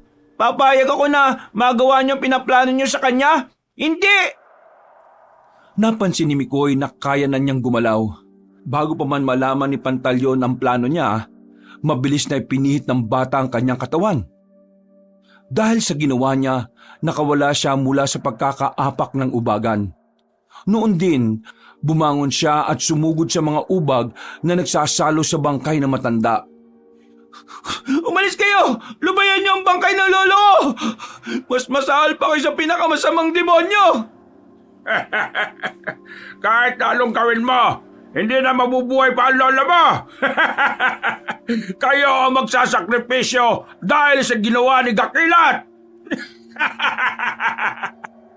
Hindi ako papayag na mapatay niyo nang hindi man lang ako nakakapagiganti sa inyo. Bakit? Anong gagawin mo? Kahit na nasa iyo na ang mutya, mahina ka pa rin. Yun ang akala mo. Gaya nga na sabi ni Gakilat, hindi mo dapat minamaliit ang kalaban mo. At sino ka para hindi ko maliitin, ha? Hindi sumagot si Mikoy. Nang makita niyang susugurin siya ng 6 na ubag na naroon, tumakbo na rin siya para salubungin sila. Nung nakalapit na siya sa mga kabayong aswang, kahit na mano-mano, nagawa niyang kalabanin ng mga ito. Kalaunan, isa-isang bumagsak ang mga ubag. Hindi na niya napigilan ng umiyak dahil sa makakahalong galit at lungkot. Sa hindi inaasahan ni Mikoy, bumuelo ang ubagan at sinipa siya. Dahilan para mapalumpasay siya. Napahiyaw na lang si Mikoy at bago pa man siya makatayo, may mga ubag na nagsitakbuhan upang atakihin siya. Malas mo lang dahil matatapos ang buhay mo sa ganitong paraan. Sige mga alaga, apakan niyo ang batang yan hanggang sa madurog ang kanyang katawan. Gawin na ninyo kung anong gusto nyo. Nasa akin ang mutya at kaya kong ubusin kayo. Huwag ka nang magpasiklab, bata. Ano magagawa mo kung wala kang ang naging aksyon ng patay na mga alaga ko ang lola mo? Magpasalamat kayo at mahina si Lolo. Kung hindi, baka naubos pa niyang patay na mga ubag mo. Kung alam mo lang kung ano ang ginawa ko nung huli nating pagkikita. Napakadaling bigyan ng sakit ng mga tao rito. Ulang iya ka. Tama nga ang inala kung ikaw ang may pakana ng lahat ng ito para mabiktima mo ang mga kanayon ko. Napatawa ng malakas ang ubagan. Nakita naman ni Mikoy na kumakahig ang mga kabayong aswang. Kaya tuluyan siyang napatayo. Habang nasa ganong sitwasyon, inihanda na rin ng bata ang kanyang sarili. Walang ano-ano, nagulat siya nang may kung anong bumagsak sa tapat niya. Nang tingnan niya kung ano yon, napangisi siya nang malaman na ang espada niya yon. Batid niyang kagagawan niyo ni Gakilat, kaya agad niya itong kinuha at tinawakan ng mahigpit. Sakto ring sumugod sa kanya ang mga ubag, kaya nilabanan niya ang mga ito gamit ang sandata niya. Ang kada nila lang na lumalapit, mabilis niyang sinasalubong at ginigilitan ng leeg. Pagkatapos nito, buong lakas niyang sinisipa. Kaya tumilapon ang mga ito. Kalaunan, nagawa niyang patayin ang mga ubag na sumugod sa kanya. Magaling, bata. Ambog akala ko'y lubusan ka mahila. Hindi ko akalain na may tinatago ka rin palang lakas. Oo, at ikaw na ang aking susunod. Huwag kang makampante, bata. Ang mga kagaya mo'y madaling tirsin. Idi, subukan mo at nang malaman mo kung totoo o hindi ang sinasabi mo. Ganon? Sige, tingnan nga natin. Dahil sa matinding galit na nararamdaman ni Mikoy, mas nauna siyang umatake sa ubagan. Nakita naman ni Pantalyon na lumundag ang bata para sugurin siya. Kaya bumuelo rin siya at sinalubong ito sa ere. Sinikap ni Mikoy na masugatan ng aswang, pero napakaliksi nito at nagagawa nitong makailag. Nang pareho na silang nakalapag sa lupa, nagpatuloy ang kanilang paglalaban. Ilang beses nang nadaplisan ng espada ang katawan ng aswang, kaya nagkaroon siya ng mga mabababaw na sugat. Dahil dito, mas lalong nanggalaiti si Pantalyon at mas binilisan pa ang paggalaw niya. Nagulat na lang ang bata nang biglang nawala ang ubagan. Lumingon ka! Nandito ako! Hindi sa lahat ng oras, lakas at bilis lang ang gagamitin mo. Kailangan mo rin maging mautak! Utak? Ang sabihin mo, patraidor kang gumalaw. Wala akong pakialam sa sasabihin mo. Ang dapat sa'yo, dukutin ang puso! Dahil sa sinabi ni Pantalyon, napalingon si Mikoy. Inangat niya ang espada niya para itarak sana sa katawan ng aswang. Pero namulagat na lang ang mga mata niya nang maramdaman niya ang matulis na kuko ng ubagan sa kanyang likuran. Alam niyang itutuloy ng aswang ang sinabi niya. kaya sinikap ng bata na maabot ang sandata niya ang katawan nito. Itiwan mo ang espada mo at ibigay sa akin ang iyong mutya. Uling pagkakataon mo na ito. Kapag nagmatigas ka pa, sisiguraduhin kong matutulad ka sa lola mo. Hindi ako natatakot sa iyo. Kahit na mamatay ako. Dahil may pinag-usapan kami ni Gakilat. At kahit anong mangyari, hindi ko ito pagkakalob sa iyo. Nang maramdaman ng bata na mas dumiin pa ang kuko ng aswang, buong lakas niyang sinipa ng patalikod si Pantalyon. Naging dahilan yon para mapatras ang nilalang. Noon din, bumuelo si Mikoy at buong lakas na itinarak ang espada niya sa dibdib ng ubagan. Napaungol naman si Pantalyon. Hindi niya napuruhan ang puso ng aswang, pero bago pa man niya masaksak ulit sa dibdib ang aswang, ibinalibag na siya nito. Ano kakala mo? Mapapatay mo ako dahil lang sa pagtarak mo ng espada mo? Dito sa aking dibdib? Ha! Wala sa kaliwang bahagi ng dibdib ang puso ko. Ngayon, ako naman! Mapapatay rin kita, Pantalyon. Malalaman ko rin ang kahinaan mo. Hindi uso sa akin ang kahinaan. Hindi ako isang bata na katulad mo. Bago pa man makatayo si Mikoy, lumapit na sa kanya si Pantalyon. Nagulat na lang ang bata at nang ilang beses siyang kalmutin ng aswang. Rason para mapuno ng galos ang kanyang katawan. Halos mawalan na ng lakas si Mikoy, kaya hindi na niya naiangat ang kanyang kamay na may hawak na espada. Nung nangihina na siya, napangisi si Pantalyon at nagsimulang maglaway. Noon din, napalod ito sa gilid ni Mikoy at gamit ang kanyang dalawang kamay, sinubukan niyang sakalin ang bata. Ala, kaya pa ba? Kung hindi na, tanggapin mo na lang ang kamatayan mo. Kakainin ko ang puso mo at nang madagdagan na rin ang lakas ko. Napakademonyo mo. Makakahanap ka ng katapat at gagawin din sa iyo ang mga ginagawa mo sa mga nabibiktima mo. At nasa harapan mo na siya, Pantalyon.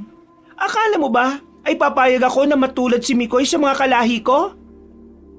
Gakilat! Tinadyakan ng ginintuang kabayo ang ubagan. Tumilapon ito sa malayo at hindi na nila nalaman kung saan ito bumagsak. Napaungol na lang ang bata dahil sa matinding sakit na kanyang naramdaman. Naisip niyang mas madali para sa ubagan ng talunin siya dahil bata lamang siya. Tumulo na rin ang kanyang luha nang maalala niya ang sitwasyon ng kanyang lolo. Alam niyang nabigo siya dahil hindi na rin niya nailigtas ang iba pa niyang mga kanayon. Patawad, Mikoy, kung ngayon lang ako. Muntikan na rin kasi ako matalo ng mga ubag. Mabuti na lang at hindi ko pa oras para mamatay. Nag-aalala ako sa iyo. Kaya nang matapos ko silang patayin, tumungo ko kagad dito. Muntikan na pala akong mahuli. Ayos lang, kaibigang Gakilat. Naiintindihan naman kita eh. Teka, mukhang malubha ang lagay mo ah. Mas mabuti siguro kung dadalhin muna kita sa aming kuta. Doon, mas mabilis kang gumaling. Si Lolo Crispulo, wala na siya. Paano na ako ngayon? Ha? Anong ibig mong sabihin? Ayun, tingnan mo ang kanyang sitwasyon. Pinatay siya ng mga ubag. Wala akong nagawa para iligtas siya. Patay na si Lolo. Napakawalang hiya talaga ng aswang na yon. Sa susunod na makita natin siya, kailangan masiguro natin na mamamatay na siya. Marahil marami pa siyang mga alagang ubag, pero hindi tayo susuko. Igaganti ko si Lolo Crispulo, Gakilat. Hayaan mo kung ako mismo ang pumatay sa ubagan na yun, ha? Kahit na sobrang sakit ng kanyang buong katawan, pinilit ni Mikoy ang makatayo. Nang magawa na niya yon, nagpatulong siya sa magpakutod para ipunin ang lahat ng mga bangkay. Para hindi na muli pang balikan ng mga ubag ang mga yon. Napagpasya niyang sunugin na lang ang mga naging biktima kabilang na ang bangkay ni Lolo Crispulo. Ngayon wala na si Lolo. Para na rin akong nawalan ng kalahati ng buhay ko. Maninibago ko kapag magigising ako na wala siya. Hindi ko alam kung saan ako nito pupulutin. Makakaya mo ang lahat ng ito. Ang isipin mo, pagsubok lang ito na kailangan mong lampasan. Kung pagsubok man ng Diyos ang lahat ng ito, bakit sobrang bigat ng kanyang binigay? Marami naman pwedeng maging pagsubok para malaman ang katatagan ko ah. Yan ang hindi ko alam. Pero siguro may mas malalim na rason kung bakit nangyayari ito. Nang tuluyan ng masunog ang mga bangkay, niyaya na ni Gakil at si Mikoy na umuwi sa kanilang kuta. Napatungo naman ang bata at kahit nahirap siya, sinika pa rin niyang makasakay sa likod ng ginintuang kabayo. Noon din, lumundag ng napakataas si Gakilat. Habang nasa ere, nawalan ng malay ang bata. Mabuti na lang at hindi siya nahulog hanggang sa makarating sila sa bundok na kinukutaan ng magpakutod. Pagkarating nila roon, bumalik ang kanyang malay. Kaya maraan siyang inilapag ng magpakutod sa malapad na batong nandun at muling pinatulog.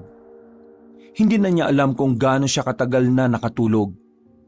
Nagising na lang siya noong tamaan siya ng sinag ng araw. Nagulat pa si Mikoy nang tuluyan nang nawala ang lahat ng galos niya sa katawan. Kumusta kaibigan ko? Mukhang napasarap ang tulog mo ah. Oo nga po, pero kahit na nakabawi na ako ng lakas, hindi pa rin naalis sa aking puso ang lungkot na nararamdaman ko. Hindi ko alam kung paano ko ito malalampasan eh. Alam ko na, merong pwedeng pumawi sa negatibong nararamdaman mo. Sa ibaba ng bundok na ito ay merong bukal. Sinasabi ng mga engkanto na ang sinumang maliligo roon ay mawawala ang bigat na nararamdaman. Baka yan pa ang maging rason para tuluyang magising ang nakatago mong liksi at lakas. Totoo po. Kung ganun, gusto kong magbabad sa tubig nun. Gusto kong mawala ang hindi magandang nararamdaman ko. Sige, tayo na. Paniguradong wala pang mga nilalang na naroroon. Masusolo mo ang tubig doon. Mas maganda nga po yun, kaibigang Gakilat. Sana pagkatapos kong maligo ron mawala na ang lungkot ko. Alam kong hindi pa sapat ang lakas ko para talunin ang ubagan na yon. Kailangan ko ring pakawalan ng bigat na nararamdaman ko. Nagsimulang maglakad si Mikoy pababa sa paanan ng bundok. Habang naglalakbay, naririnig niya ang mga paghuni ng ibon na nakadadagdag sa kalungkutan niya. Dahil gusto niyang masolo ang tubig, napatakbo siya para makarating agad doon. Makalipas ang ilang minuto, nakita na niya ang bukal na tinutukoy ni Gakilat. Lumapit siya roon at agad na lumusong doon. Napahayaw pa si Mikoy nang manuot sa kanyang balat ang lamig ng tubig doon. Si Gakilat naman, nagbabantay lang sa paligid nila. Habang ninanamnam niya ang kakaibang nararamdaman niya sa tubig ng bukal. Unti-unting gumaan ang kanyang puso. Tama ka kaibigang Gakilat. Nawala nga yung lahat ng lungkot ko. Pakiramdam ko para akong ipinanganak uli sa mundong ito. Ngayon, hindi ka na mag-iisip ng mga negatibong bagay. Hayaan mo na ang mga nangyari. Ang importante sa ngayon ay ang bagong buhay na haharapin mo. Bago mangyari yun, may kailangan pa akong tapusin. Buhay pa si Pantalyon at hindi ko siya hayaang magasik ng lagim. Sasamahan kita hanggang sa huling laban. Hindi mo sana ito gulo at naipit ka lang. Kaya humihingi ako ng pasensya sa iyo. Ayos lang, Gakilat. Nandito na tayo At kahit na bata lang ako, hindi ako atras. Patatapos din ang lahat ng ito.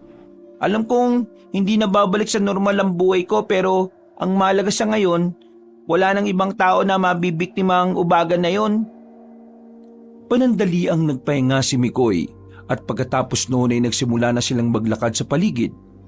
Habang gumagala, nakaramdam siya ng kakaiba. Parang may mga matang nakamasid sa kanila. Kaya ilang beses siyang napalingon para siguruhing walang ibang nilalang doon. Nasa kalagitnaan sila ng kanilang paglalakad nang makaamoy si Mikoy ng nakakasulasok na amoy ng nabubulok na laman.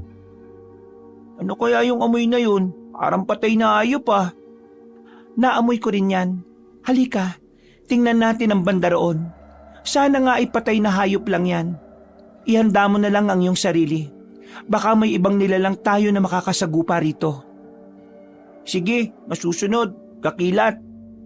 Baka nga may aswang dito at nakahanda na palang sumugod sa atin. yan din ang inaalala ko. Dito kasi sa gubat na ito, baliwala ang liwanag ng araw. Kung gustong umatake ng mga aswang, magagawa nila kahit na sa ganitong oras. Halika na, doon tayo pumunta sa bandaron. Ay, teka, mga bakas ba ng kabayo to? Minsan ka na bang nagpunta dito, Gakilat? Oo, matagal na, pero inkantado ako at wala akong naiiwang kahit na anong bakas saan man ako umapak. Hindi kaya... Halika, punta natin sa bandaron. Doon papunta yung bakas na to eh. Habang naglalakad, kung ano na ang pumapasok sa kanyang isipan. Nang medyo nakalalayo na sila sa bukal, may nakita siyang mga kalansay ng tao at may mga bahid na tuyong dugo sa lupa. Tinandaan ni Mikoy ang mga bawat bahagi na kanilang nadaraanan. Ayaw niyang maligaw roon kung sakali mang malagay sila sa alanganin. Noong lumaon, nalaman nilang may yungib sa hindi kalayuan at hindi agad mahahalata dahil sa mga ligaw na halamang tumutubo sa paligid nito. Magpapatuloy na sana si Mikoy para alamin kung ano ang naroon nang bigla siyang pigilan ni Gakilat. Huwag, mangmatsyag muna tayo. Baka mamaya isang patibong lang yan at kung ano pa ang mangyari sa atin. Malakas ang kutob ko na mga ubag ang dumaan dyan. Baka nga yan pa ang lagusan nila patungo sa kanilang kuta. Sige, maghintay na muna tayo dito.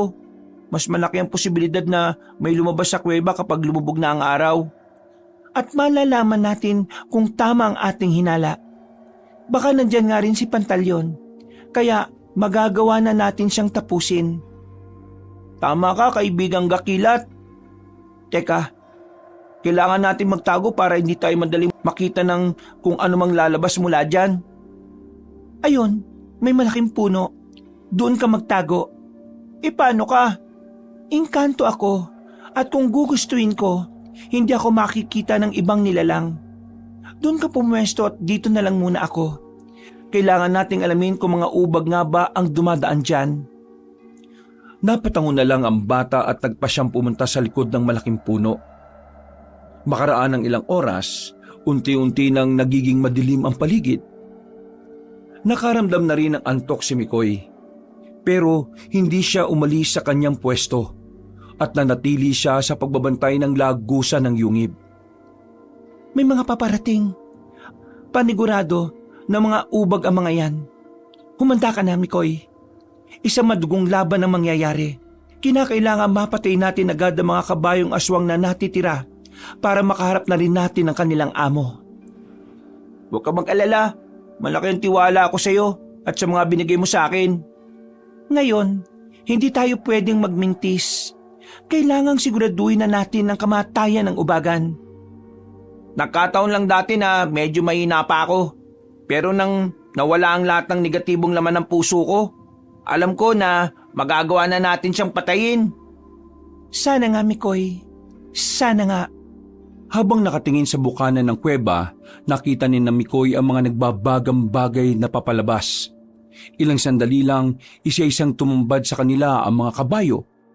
Alam niyang mga ubag yon, kaya napahawak siya ng mahigpit sa kanyang espada.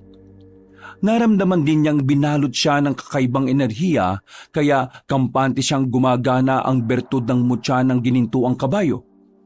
Minabuti na rin ni Mikoy na lapitan ng kaibigan niyang ginintuang kabayo. Nagkrustin ulit ang ating landas, mga ubag. Mikoy, kailangang ubusin natin agad ang mga nilalang na ito bago pa man dumating ang kanilang Panginoon. Sige, ayun na sila. Humanda ka, Gakilat. Mag-iingat ka, Mikoy. Huwag mong hayaan na malagay ka sa alanganin. Tayo na, sugurin natin sila. Nang tuluyan ng makalabas ang mga ubag, nilabanan ni na Mikoy ang mga yon. Nakita pa niya kung gaano kaliksi ang paggalaw ng magpakutod. Kaya alam niyang matatalo nila ang mga nilalang na yon. Walang ano-ano, nakita niyang papasugod sa kanya ang isang kabayong aswang. Hindi naman natinag si Mikoy at lumundag ito para sumakay sa likuran nun. Habang nasa ganong sitwasyon, nilabanan niya ang mga kabayong aswang na lumalapit sa kanya. Kalaunan, mas naging malikot pa ang ubag na kanyang sinasakyan. Kaya naisipan ni Mikoy na itarak sa ulo noon ang espada niya. Bago pa man tuluyang mabuwal ang aswang, sumampa na siya sa likod ng isa pang nilalang. Nagwala rin yon, pero nagawa itong makontrol ng bata. Dahil hindi gaanong malikot ang ikalawang ubag, naging madali kay Mikoy ang tagain ng espada ang ibang mga kasama nito. Kahit na mababaw lang ang naging sugat nila, nakita niyang nanghina sila. Samantalang ang ilan nilang kasama ay namatay. Sige, subukan niyo akong kagatin. Yan kung magagawa niyo. Huwag ka masyado magtiwala sa sinasakyan mo. Aswang yan at gagawa siya ng paraan para mabiktima ka. Bago pa man niya ako makagat, papatayin ko muna siya. Basta, pinaalalahanan lang kita. Nang mapansin ni Mikoy na nagsimula na ring maglikot ang ubag na sinasakyan niya, minabuti niyang ipihit ang kanyang katawan hanggang sa matansya na niya ang kanyang distansya sa leeg ng aswang. Bago pa man lumundag ang kabayong aswang, itinarak na niya ang kanyang espada sa leeg nito. Noon din bumaba si Mikoy na naging dahilan para malaslas ang lalamunan ng nilalang na sinakyan niya. Dahil sa ginawa niya, napahandusay siya sa lupa. Nakita siya ng ibang kabayong aswang, kaya sumugod ang mga ito sa kanya. Dahil mas maliit siya kaysa sa kanila, naging malaya siya sa paglipat ng pwesto sa pamamagitan ng pagsuot sa pagitan ng mga paa ng mga yun. Habang ginagawa yun ni Mikoy, pinagsasasaksak niya ang dibdib ng mga ubag. Sinigurado niyang matatamaan niya ang puso nila. Kahit na naliligo na siya sa dugo ng mga kabayong aswang, wala siyang naging pakialam. Kalaunan, marami ng mga ubag ang nabuwal sa lupa at nabawian ng buhay. Nang tumayo si Mikoy, nakita niyang pinagtutulungan ng 3 ubag si Gakilat. Mikoy, may mas malaki tayong problema. May malakas na enerhiya akong nararamdaman. Iba ito kaysa sa kanila. Baka may ubagan na papalabas sa kuweba. Ihanda mo ang iyong sarili. Sige, ikaw na munang bahala sa 3 yan ha. Babantayan ko ang paglabas ng ubagan. Oo, pero mag-iingat ka. Baka alam ng nilalang na yan na nandirito tayo at pinagpapapatay natin ang kanyang mga alaga. Sana si Pantalyon na yon at nang matapos ng pag-asik niya ng takot sa mga kanayunan.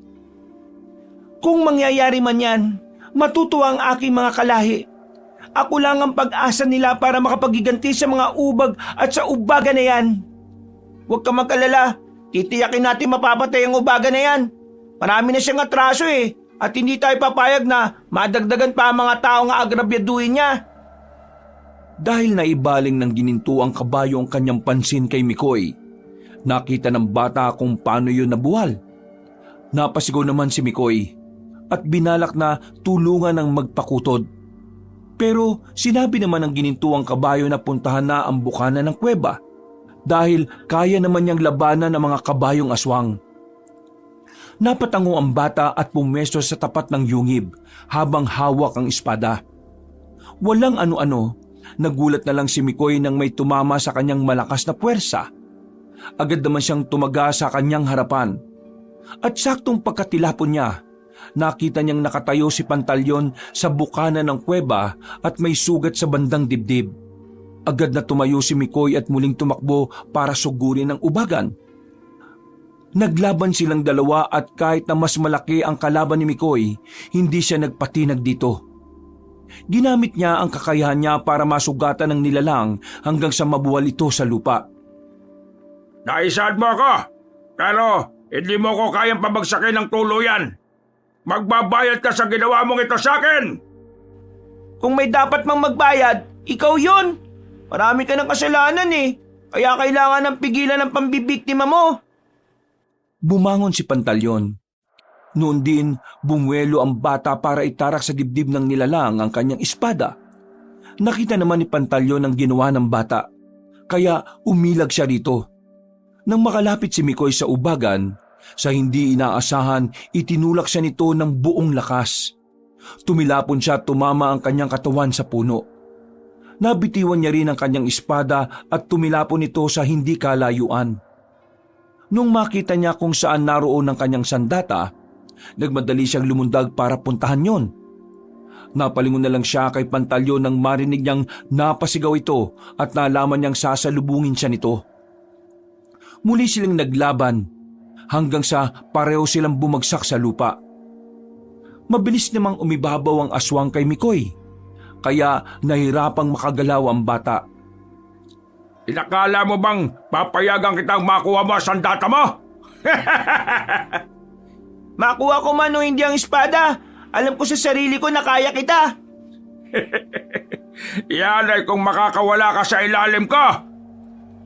Habang nasa ganoong sitwasyon, iniisip ni Mikoy ang kanyang lolo at pati na ang kalaro niyang pinatay ng mga aswang. Noon din, sinakal siya ni Pantalyon, kaya mas lalo siyang nahirapang gumalaw. Sinikap niyang ibaling sa kaliwang bahagi ang kanyang ulo at napangisi siya nang makitang malapit lang sa kanilang kinaroroonan ng kanyang espada. Napalingon na rin siya sa ginintuang kabayo at nakita niyang patuloy pa rin itong nakikipaglaban sa natitirang ubag. Kapag nakawala ako dito, sisiguraduhin kong itatara ko sa puso mo ang espada ko. Huwag mong sabihin, gawin mo! At talagang gagawin ko. Manda ka sa akin, Pantalyon! Humugot ng kanyang lakas si Mikoy at bago pa man makagawa ng kanyang susunod na hakbang ang ubagan, buong lakas siyang napaupo sabay tulak dito. Napatras naman at napalumpasay si Pantalyon dahil sa ginawa ng bata. Noon din, gumulong si Mikoy para lapitan ang kanyang espada. Nang makuha na niya ito, napatayo siya at nakita niya kung paano sumugod ang ubagan kay Gakilat. Nagkarap din tayo ulit, magpakutod! Ngayon, sisiguraduhin kong matutulad ka na rin sa mga kalahi mo! Huwag ka mag-alala. Nakahanda na akong mamatay. Nasisiguro ko na rin na hindi mapupunta sa iyo ang aking mutya. Kaya, kampante ako sa kung ano man mangyayari sa akin. Hanggang ngayon, naalala ko pa rin ang lasa ng atay ng mga kalahi mo! Matapos ang ilang taon, makakatikim ulit ako ng atay at puso ng isang magpakutod! Sige na, patayin mo na ako para makasama ko ng aking mga kalahi. Handa na ako, Pantalyon. Pero pagkatapos mo akong patayin at kainin, alam kong papatayin ka rin ng batang nagtanga ng aking mutya. Yan ay kung papayag akong mamatay sa mga kamay niya. Nang makita ni Mikoy na aatake na si Pantalyon ni Gakilat, lumundag siya para lumapit sa mga ito. Sumampa siya sa likuran na magpakutod kaya nagulat si Pantalyon. Natigilan ng ubagan at napangisi habang naging salitan ng kanyang pagtitig sa kanilang dalawa.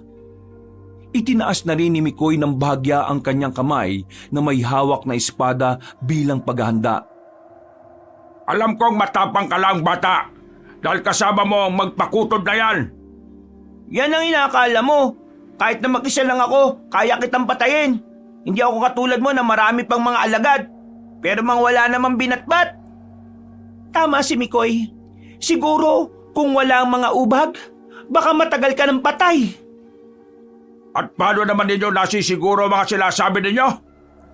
Dahil alam namin na malakas ka lang dahil sa mga kabayong aswang. Ang mga kinakain nila ang nagbibigay ng enerhiya sa iyo. Napahalakak ang ubagan sa winika ni Mikoy. Noon din, umatake siya sa kanilang dalawa. Todo ang naging pag-ilag ni Gakilat. Samantalang sinusubukan naman ni Mikoy na sugatan ng aswang. Dahil si ginawa na magpakutod, nagtamo na maraming sugat sa katawan si Pantalyon. Samantala, mga mabababaw lang na galos ang natanggap ng bata. Walang ano-ano, biglang natigil sa pagtakbo si Gakilat. Napakunot noon naman si Mikoy at napalingon kay Pantalyon na nooy nakangisi. Ano nangyari sa iyo? Bakit ka nangina? May malaking sugat ako sa dibdib. Hindi mo lang namalayan dahil hindi mo nakikita dyan sa pwesto mo. Nasugatan ako ni Pantalyon gamit ang kanyang kuko. Kahit umiilag ako, nagagawa pa rin niya akong puruhan. Hindi nyo inaakala yun, ano? Marahil naging mabilis ang pag-ilag ninyo. Pero nagkaroon din ako ng pagkakataon para mawakwak ang bandang dibdib ng magpakutod nang hindi nyo namamalayan. Ikaw na ang bahala, Mikoy. Huwag ka mag-alala. Mamamatay man ang aking katawan, gagabayan pa rin kita sa pamamagitan ng aking espiritu. Ngayon, ikaw na lang ang aking magiging problema. Kapag napatay na kita, magiging akin na ang botya ng ngipin ng ginintuang kabayo na yan. Huwag kang papayag sa gusto niya mangyari. Pangalagaan mo ang mutya at huwag mong hahayaan na makuha ng aswang na yan. Gakilat, ako ang bahala. Huwag ka munang mamamatay ha. Kaya ko ito. Lalabanan ko yan at ibabalik kita sa kuta niyo para gumaling ka. Huwag na. Tanggap ko na ang kapalaran ko. Pagkawika ni Gakilat, bumagsak siya sa lupa. Agad namang umalis sa likuran na magpakutod si Mikoy. Titingnan sana niya ang sitwasyon ng ginintuang kabayo pero mabilis siyang sinugod ni Pantalyon. Napatiim ng kanyang bagang ang bata dahil sa matinding galit sa aswang. Dahil sa kanyang nararamdaman, hindi na siya umilag kay Pantalyon at nakipagsagupaan na lang siya sa ubagan. Nagawa niya makaatake sa aswang ng mabilis dahil mas maliit siya rito. Anong ginawa mo sa kaibigan ko? Magbabayad ka! Dapat lang sa kanya yon, bata. Ikaw, kung ayaw mong matulad sa kanya, sumuko ka na lang at ibigay mo sa akin ang gusto ko makuha mula sa'yo. Hindi mangyayari sinasabi mo! Nasa kalagitnaan sila ng kanilang pakikipaglaban nang biglang lumundag pa itaas si Mikoy. Hindi inaasahan ni Pantalyon yon, kaya napatingala siya. Napasigaw na lang ang ubaga nang lumapag malapit sa kanya ang bata. Bago pa man siya makailag, nagawa ng sugatan ng malalim ni Mikoy ang kanyang dibdib. Nagsimula itong dumugo, kaya napasa po siya rito. Dahil sa sakit na naramdaman ng aswang, bagya siyang napayuko. Hindi naman nag-aksaya si Mikoy ng pagkakataon at tinaga sa bandang tiyan ng aswang. Pagkatapos nito, sinaksak niya yon sa dibdib. Ngayon, mabibigyan ko na rin ng hustisya ang lahat ng mga pinatay mo. Matatahimik na rin si Lolo Crispulo kapag napatay na kita. Yan ang inakala mo. Hindi mo ako kayang patayin kung sasaksakin mo lang ako at susugatan ng paulit-ulit. Hindi kita papatayin ng biglaan. Gusto ko madama mo ang sakit na nararamdaman ng mga nabiktima mo. Pagkawikan ni Mikoy, ilang beses niyang sinaksak sa tiyan ng aswang. Napaungol na lang ang ubagan at nang sinubukan nitong makabangon, nagpasya si Mikoy na saksakin ang dibdib ng aswang at nang makita niya na nagkaroon ng malaking sugat ito, dinukot niya ang puso ng ubagan. Saka itinapon. Nagulat pa siya nang makitang buhay pa rin ang aswang kahit na ganoon na ang kanyang ginawa. Anong nangyari? Bakit parang baliwala lang sa'yo kahit wala kang puso? Ano na? Napatay mo ba ako? Ano kaya kung pugutan mo na lang ako ng ulo? Hindi pinansin ni Mikoy ang sinabi ng ubagan. Noon din napalingon si Mikoy sa kinaroroonan ni Gakilat. Nakita niyang nakahandusay na lang ang gininto ang kabayo. Hindi na ito gumagalaw. Kaya naging malakas ang kanyang kutob na patay na ito. Mas lalo siyang nalungkot.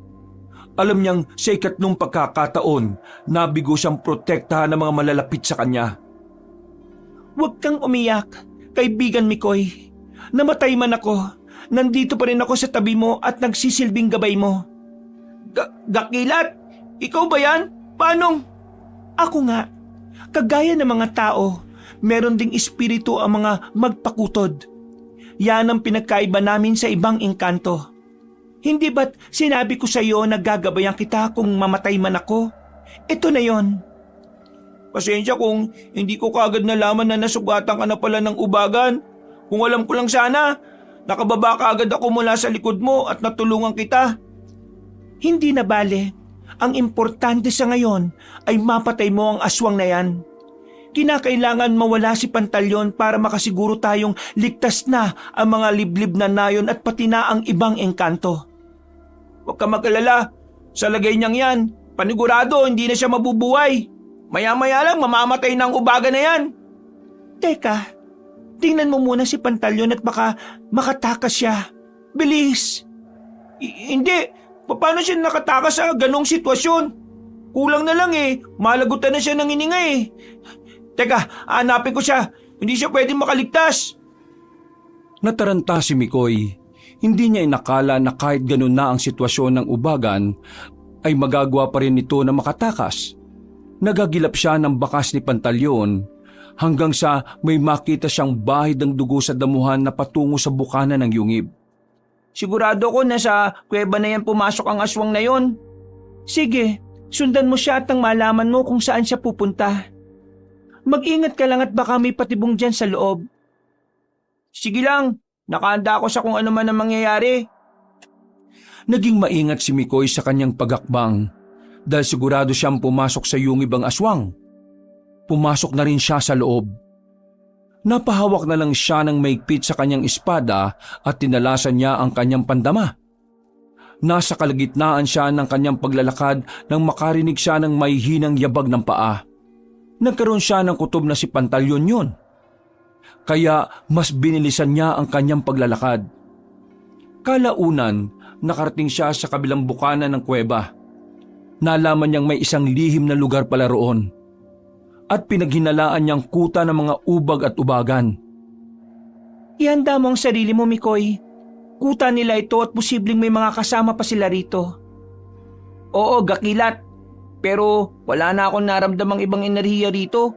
Sana naman, naubos na natin ang mga ubag para si Pantalyon na lang ang ating problema. Sana nga, kaibigan Mikoy. Sandali, may naririnig akong mahinang pag-ungol sa hindi kalayuan Baka si Pantalyon na yun. Hanapin ko muna. Maging alerto ka lang sa paligid mo. Baka maisahan ka niya. Masusunod, gakilat. Yan ang gagawin ko. Naging marahan ang paglalakad ni Mikoy. Inalam niya kung saan nagmumula ang mahinang ungol na naririnig niya. Nasa kalagitnaan na siya ng kanyang paglalakad nang makaramdam siya ng kakaibang enerhiya. Dahil dito, pasimple niyang inihanda ang kanyang espada. Walang ano-ano, nagulat siya nang may makita siyang nakatayo sa hindi kalayuan. Sinipat niya ito ng maigi at napalunok siya ng laway nang malaman niya kung sino ito. Mukhang si Pantalyon na yun Siya nga. Teka, tingnan mong mabuti. Tama nga ang sinabi ng mga engkantadong pantas. Ang mga ubagan ay kayang mabuhay kahit pa nawala na ang puso. Kung ganon, ano pa ang kailangan kong gawin para mapatay ang aswang na yan? Kinakailangan mo siyang sunugin. Kapag naging abo na siya, hindi na siya muli pang mabubuhay. Ibig sabihin, kailangan masunog ko ang katawan na yan at nang wala nang maging salot sa kanayunan? Kahit medyo may alinlangan siya dahil sa sinabi ni Gakilat, nagpatuloy siya sa paglalakad para lapitan ng nilalang na nakatayo. Noong ilang dipa na lang ang layo nila roon, nakumpirma ni Mikoy na si Pantalyon nga ang naroroon. Nakangisi ito sa kanya habang nakatitig ng mabalasik. Mukha yatang namumutla ka, bata. Nagtataka ka bang buhay pa rin ako kahit ganito na ang sitwasyon ko? Kahit na wala na akong puso, kaya ko pa rin pumatay. Makukumpleto pa rin ang mga parte ng katawan ko na nawala sa akin pagdating ng susunod na kabilugan ng buwan. At inaakala mo bang papayagan kitang umabot pa sa susunod na pagbilog ng buwan? Oo, mabagsik ka at malakas. Pero wala kang panama sa espada ko. Kukunin ko ang puso mo at laman loob. Yan ang aking ipapalit dito sa aking dibdib at tiyan. Alam ko kung ano kainaan mo. Kaya huwag kang magmalaki sa akin na buhay ka pa. Hindi sumagot si Pantalyon. Umangil ang nasabing aswang at sa isang pakisap na mga mata ni Mikoy, sumugod ito sa kanya. Kahit na wala ng laman loob at puso ang nilalang, nagawa pa rin itong makipaglaban na parang walang kulang sa katawan nito. Sa hindi malamang dahilan ni Mikoy, parang mas naging malakas pa ang kanyang kalaban. Kaya medyo nahirapan siya. Ganun pa man, hindi siya sumuko at mas ginalingan din niya ang pakikipaglaban kay Pantalyon. Totoo nga sinabi ni Gakilat. Mas naging malakas at agresibo ka nga. Pero hindi bale, makakahanap din ako ng paraan para mapatay kang demonyo ka. Hindi mo na magagawa yan. Dito ka na mamamatay sa kuta ko. Ano akala mo? Basta na lang ako papayag? Kahit bata lang ako, kaya ko makipagpatayan sa'yo. Kung mamatay man ako, isasama kita. Sa hindi inaasahan ni Mikoy, mas naging maliksi pa ang aswang na halos hindi na niya ito makita. Pinagkakakalmot siya nito. Kaya naging todo naman ang kanyang pag-iwas. Habang nasa ganoong sitwasyon, naalala niya ang patungkol sa sinabi ni Gakilat. Nag-isip siya kung paano niya masusunog ang aswang hanggang sa malaman niyang batuhan pala ang kanilang inaapakan. Habang umiiwas sa mga pag-atake ng aswang, ikiniskis niya ng pasimple ang espada niya sa batuhan. Napangisin na lang si Mikoy nang makita niyang nagbabaga na ang dulo ng kanyang sandata. Nung makita naman ng aswang ang ginagawa ng bata, napaangil siya at mas lalo pang naging agresibo. Ilang beses niyang sinubukang agawin ang espada ni Mikoy pero natigilan siya na mag-apoy na yon nang muli pang ikiniskis ng bata sa batuhan. Ito na ang katapusan mo! Apoy lang pala ang kainahan mong hayop ka! Humanda ka sa akin, pantalyon! Kahit na ano pang gawin mo, hindi ako matatakot sa iyo, bata! Ah, ganun ba? Tingnan natin kung ano magagawa mo kung umaapoy na ang buong katawan mo. Noon din, ilang beses na sinubukang tagain ni Mikoy ang ubagan. Naging todo ang pag-ilag ng aswang. Kaya napangisi ang bata dahil alam niyang natatakot si Pantalyon na masunog. Kalaunan, nagawa niyang sugatan ng nilalang at sa bawat sugat na natatamo ng ubagan, napapaungol ito. Noong mga sandaling yon, napansin ni Mikoy na medyo naging mahina na ang aswang. Kaya lumundag siya habang hawak ng dalawang kamay niya ang espada. Nung nasa taas na siya at nang akmang itataga na sana niya sa ulo ng aswang ang sandata niya, biglang kumulog. Bago pa man niya maisagawa ang binabalak niya, kumidlat ng napakalakas at tinamaan ang espada. Nanginig ang mga kamay ng bata. Kaya bago pa man niya mabitiwan ang kanyang sandata, tinagaan niya ito sa ulo ng ubagan. Anong ginagawa mo?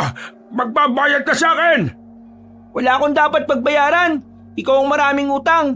At sinisingil ka na ng mga kasalanan mo. Hindi. Paano mo nagawang papuyin ang espada mo? Anong ginawa mo? Akala ko ba'y alam mo na ang espadang ito mula sa mundo ng mga engkanto? Hindi ito maaari. Kailangan makaligtas ako mula sa... Nakita ni Mikoy na nagsimulang kumalat ang apoy sa buong katawan ng aswang. Kahit pa nagpapatuloy ng pagkulog at pagkidlat, hindi siya natinag dito. Sinugod niya ang aswang at inundayan ng pagtaga sa buong katawan. Sinubukan din ni Pantilyon na lumaban pero nawala siya sa focus dahil sa pagkasunog niya. Hindi naman pinalampas ni Mikoy ang pagkakataong yon. Muli siyang lumundag at buong lakas niyang itinarak sa ulo ng aswang ang espada. Pagkababa niya, sakto ring kumidlat at tumama yon sa patalim na nakatarak sa ulo ng aswang. Kung hindi ka namatay nung una nating sagupaan, alam kong mamamatay ka na. Langit na mismo ang umusga sa'yo. Ngayon, ubagan, nasisiguro ko na talaga na matatahimik na ang kaluluwa ng mga nabiktima mo. Hayop kang bata ka! Papatay kita! Isasama kita sa aking kamata! Hindi na ipagpatuloy ni Pantalyon ang kanyang sasabihin. Mas lumaki pa ang apoy na tumutupok sa katawan niya. Bumagsak siya sa batuhan at sinubukan niyang gumulong para apulahin ito. Pero kahit na anong gawin niya, hindi pa rin nawala ang apoy. Itinaas na lang niya ang mga kamay niya at sinubukang abutin si Mikoy hanggang sa tuluyan siyang nasunog. Napabuntong hininga na lang ang bata habang nakatitig sa nasusunog na katawan ni Pantalyon. Tapos na ang labang ito. Sa ngayon, wala nang magiging banta sa kahit na sino man. Wala nang mabibiktima. At lahat ng yon dahil sa iyo.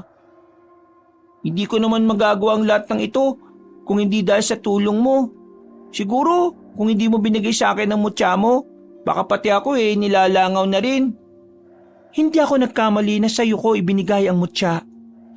at hindi mo rin binigo ang aking mga kalahi. Maraming salamat sa pagtitiwala mo sa akin. Maraming salamat din at nakilala kita. Walang anuman yan, kaibigang Mikoy. Ano, tayo na? Malapit nang mag-umaga ulit. Bumalik na tayo sa kuta. Teka, paano ang espada mo?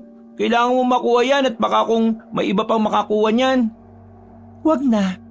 Kapag naging abo na ang katawan ni Pantalyon, kusa na ring mawawala yan. Hindi mo na kailangan ng sandatang yan dahil wala ng kalaban.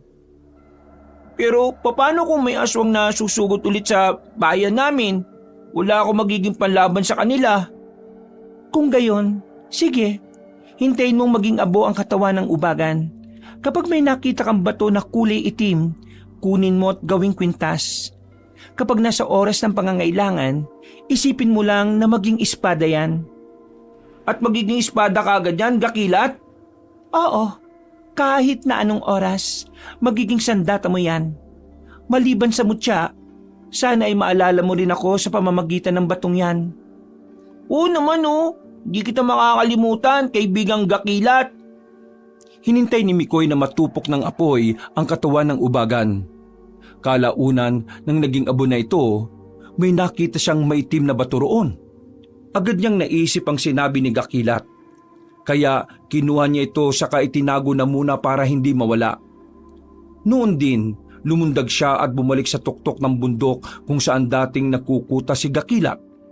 Pagkarating niya roon, sinabi ni Mikoy na gusto niyang manatili roon at mamuhay na lang na mag-isa. At bababa na lang siya sa kanayunan kung may nangangailangan ng tulong niya. Hindi mo na kailangan manatili rito sa kuta. Bata ka pa para ikulong ang sarili mo rito, Mikoy. Huwag kang magpaka-ermitanyo rito. Pero wala na ako mapupuntahan Ikaw na lang din ang kakampi ko.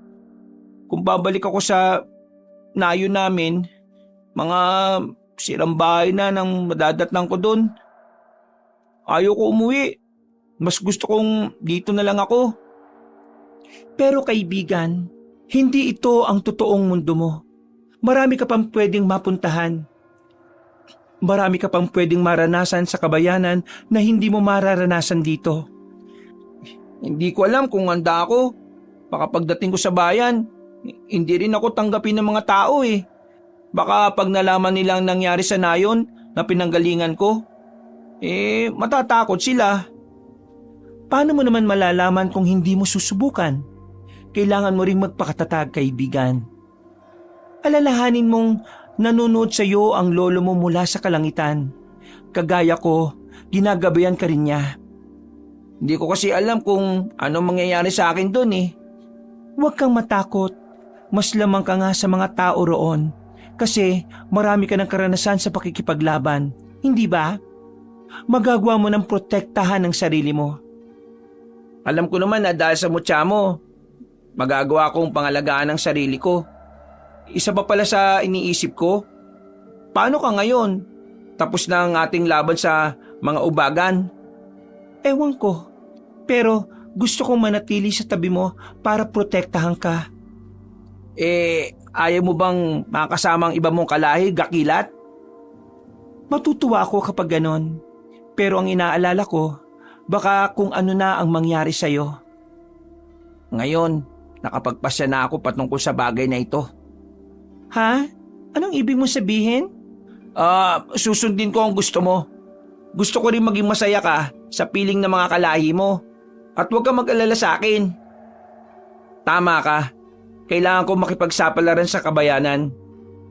Bata pa ako at marami pang posibleng mangyari sa akin. Kailangan ko lang na magpakatatag para sa sarili ko, kay Lolo at pati na rin sa'yo. Pero ayaw ko ring iwan ka, Mikoy. Magiging maayos din ako. Huwag mo akong intindihin. O sige na makapunta ka na sa lugar kung saan naroon ang kalahi mo. Maraming salamat sa lahat ng naging tulong mo sa akin kaibigang Gakilat. Maraming salamat din. Kung wala ka, hindi magkakaroon ng hustisya ang pagkamatay ng aking mga kalahi. At alam ko rin na kung hindi rin dahil sa'yo, hindi rin ako magkakaroon ng lakas ng loob para labanan ng aswang na yon. Ikaw ang mutya mo at ang espada. Yun ang naging sandigan ko para matapos ang kaguluhang ito. Sige na kaibigan, bumalik ka na sa kanayunan o mas maiging tumungo ka na sa kabayanan. Sana'y makatagpo ka ng tutulong sa iyo para makapamuhay ka na ng normal. Paalam kaibigan ko. Hanggang sa muli, Mikoy. Pagkawika ni Mikoy, lumitaw ang malausok na kaanyuhan ni Gakilat. Tumatakbo ito habang nakalutang sa ere at nakangisi sa kanya. Napayak na lang si Mikoy, lalo na nang makita niya sa bandang itaas ng magpakutod ang kaluluwa ng kanyang lolo. Kumakaway ito sa kanya habang nakangiti. Nakaramdam siya ng lungkot nang maglaho na ng sabay ang kaluluwa ng dalawa. Noon din, tumakbo at lumundag si Mikoy hanggang sa makarating siya sa bayan. Nang naroon na siya, naglakad siya ng ilang oras. Kahit pa na hindi niya alam kung saan siya pupunta. Noong may makita siyang simbahan sa hindi kalayuan, mas binilisan pa niya ang pagakbang niya.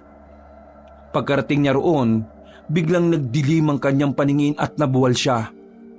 Nagising na lang siya dahil sa mga pagtawag sa kanya. At nang makita niyang dalawang madre ang kumakalabit sa kanya, sinikap niya ang makatayo. Nagpakilala ang mga madre at nang malaman nila ang naging karanasan ni Mikoy, dinala nila ito sa bahay ampunan na naroroon lang sa likod ng simbahan. Magmula noon, namuhay na roon si Mikoy kasama ang iba pang mga batang ulila. Makalipas ng maraming taon, umalis siya sa bahay ampunan at nabuhay na mag-isa hanggang sa magkaroon na siya ng asawa at mga anak. Itinuon niya ang pag-aalaga niya sa mga bata at gabi-gabi, hindi siya nagsasawang magkwento sa kanila. At dahil doon, natalo ng isang bata ang mga aswang. Dahil sa tulong ng kanyang matalik na kaibigan na isang gininto ang kabayo. Hindi na rin sila nagkita ng kanyang kaibigan dahil magkaiba ang kanilang mundo. Sige na anak, matulog ka na at nang mabilis kang lumaki. Ang galing po ng kwento niyo, Papa. Oh, tama na yan. Matulog ka na. Sundin mo na ang papa mo. Sige po, Mama. Baka sakaling mapapanaginipan ko rin yung naikwento niya. Oh, hindi ka pa ba napagod? Malaki na ang anak natin, ano? Parang kailan lang din? Oo nga eh. Kamukha mo talaga siya. Siguro, kung buhay lang ang lolo ko, matutuwa yung kay Junior. Sayang nga lang at hindi niya naabutan ng anak natin. Ang mahalaga ay payapa na siya sa kung saan man siya naroroon ngayon. Alam ko naman na binabantayan niya tayo. Yun nga lang, hanggang doon lang ang buhay niya. Nagpatuloy sa pagkukwento ang mag-asawang Mikoy at Liza. Nang makaramdam na sila ng antok, nagpasya silang matulog na rin. Ngunit dahil sa mga iniisip niya, naging mababaw ang pagkakaidlip niya. Nakaramdam siya ng kalungkutan dahil sa naging kapalaran niya. Pero nang maisip niya ang kanilang anak, iwinaksi niya ang kalungkutan at pinilit na rin ang kanyang sarili para makatulog. Alam niyang maaga pa siya bukas gigising. Dahil papasok siya sa trabaho sa bayan at kahit na naging simple ang buhay ni Mikoy at ibinigay niya ang lahat ng kanyang makakaya para sa kanyang asawa at anak. Kahit papaano ay nakalimutan niya ang mapait niyang karanasan. Pero minsan kapag nangungulila siya sa kanyang lolo Crispolo, bumabalik siya sa baryong pinagmulan niya. Hindi na rin niya nagawa pang gamitin ng espada at mutya ni Gakilat dahil hindi na rin siya nakasagupa ng aswang. Wakas. Mikoy, ano na? Nandito na kami sa labas ng bahay niyo para sunduin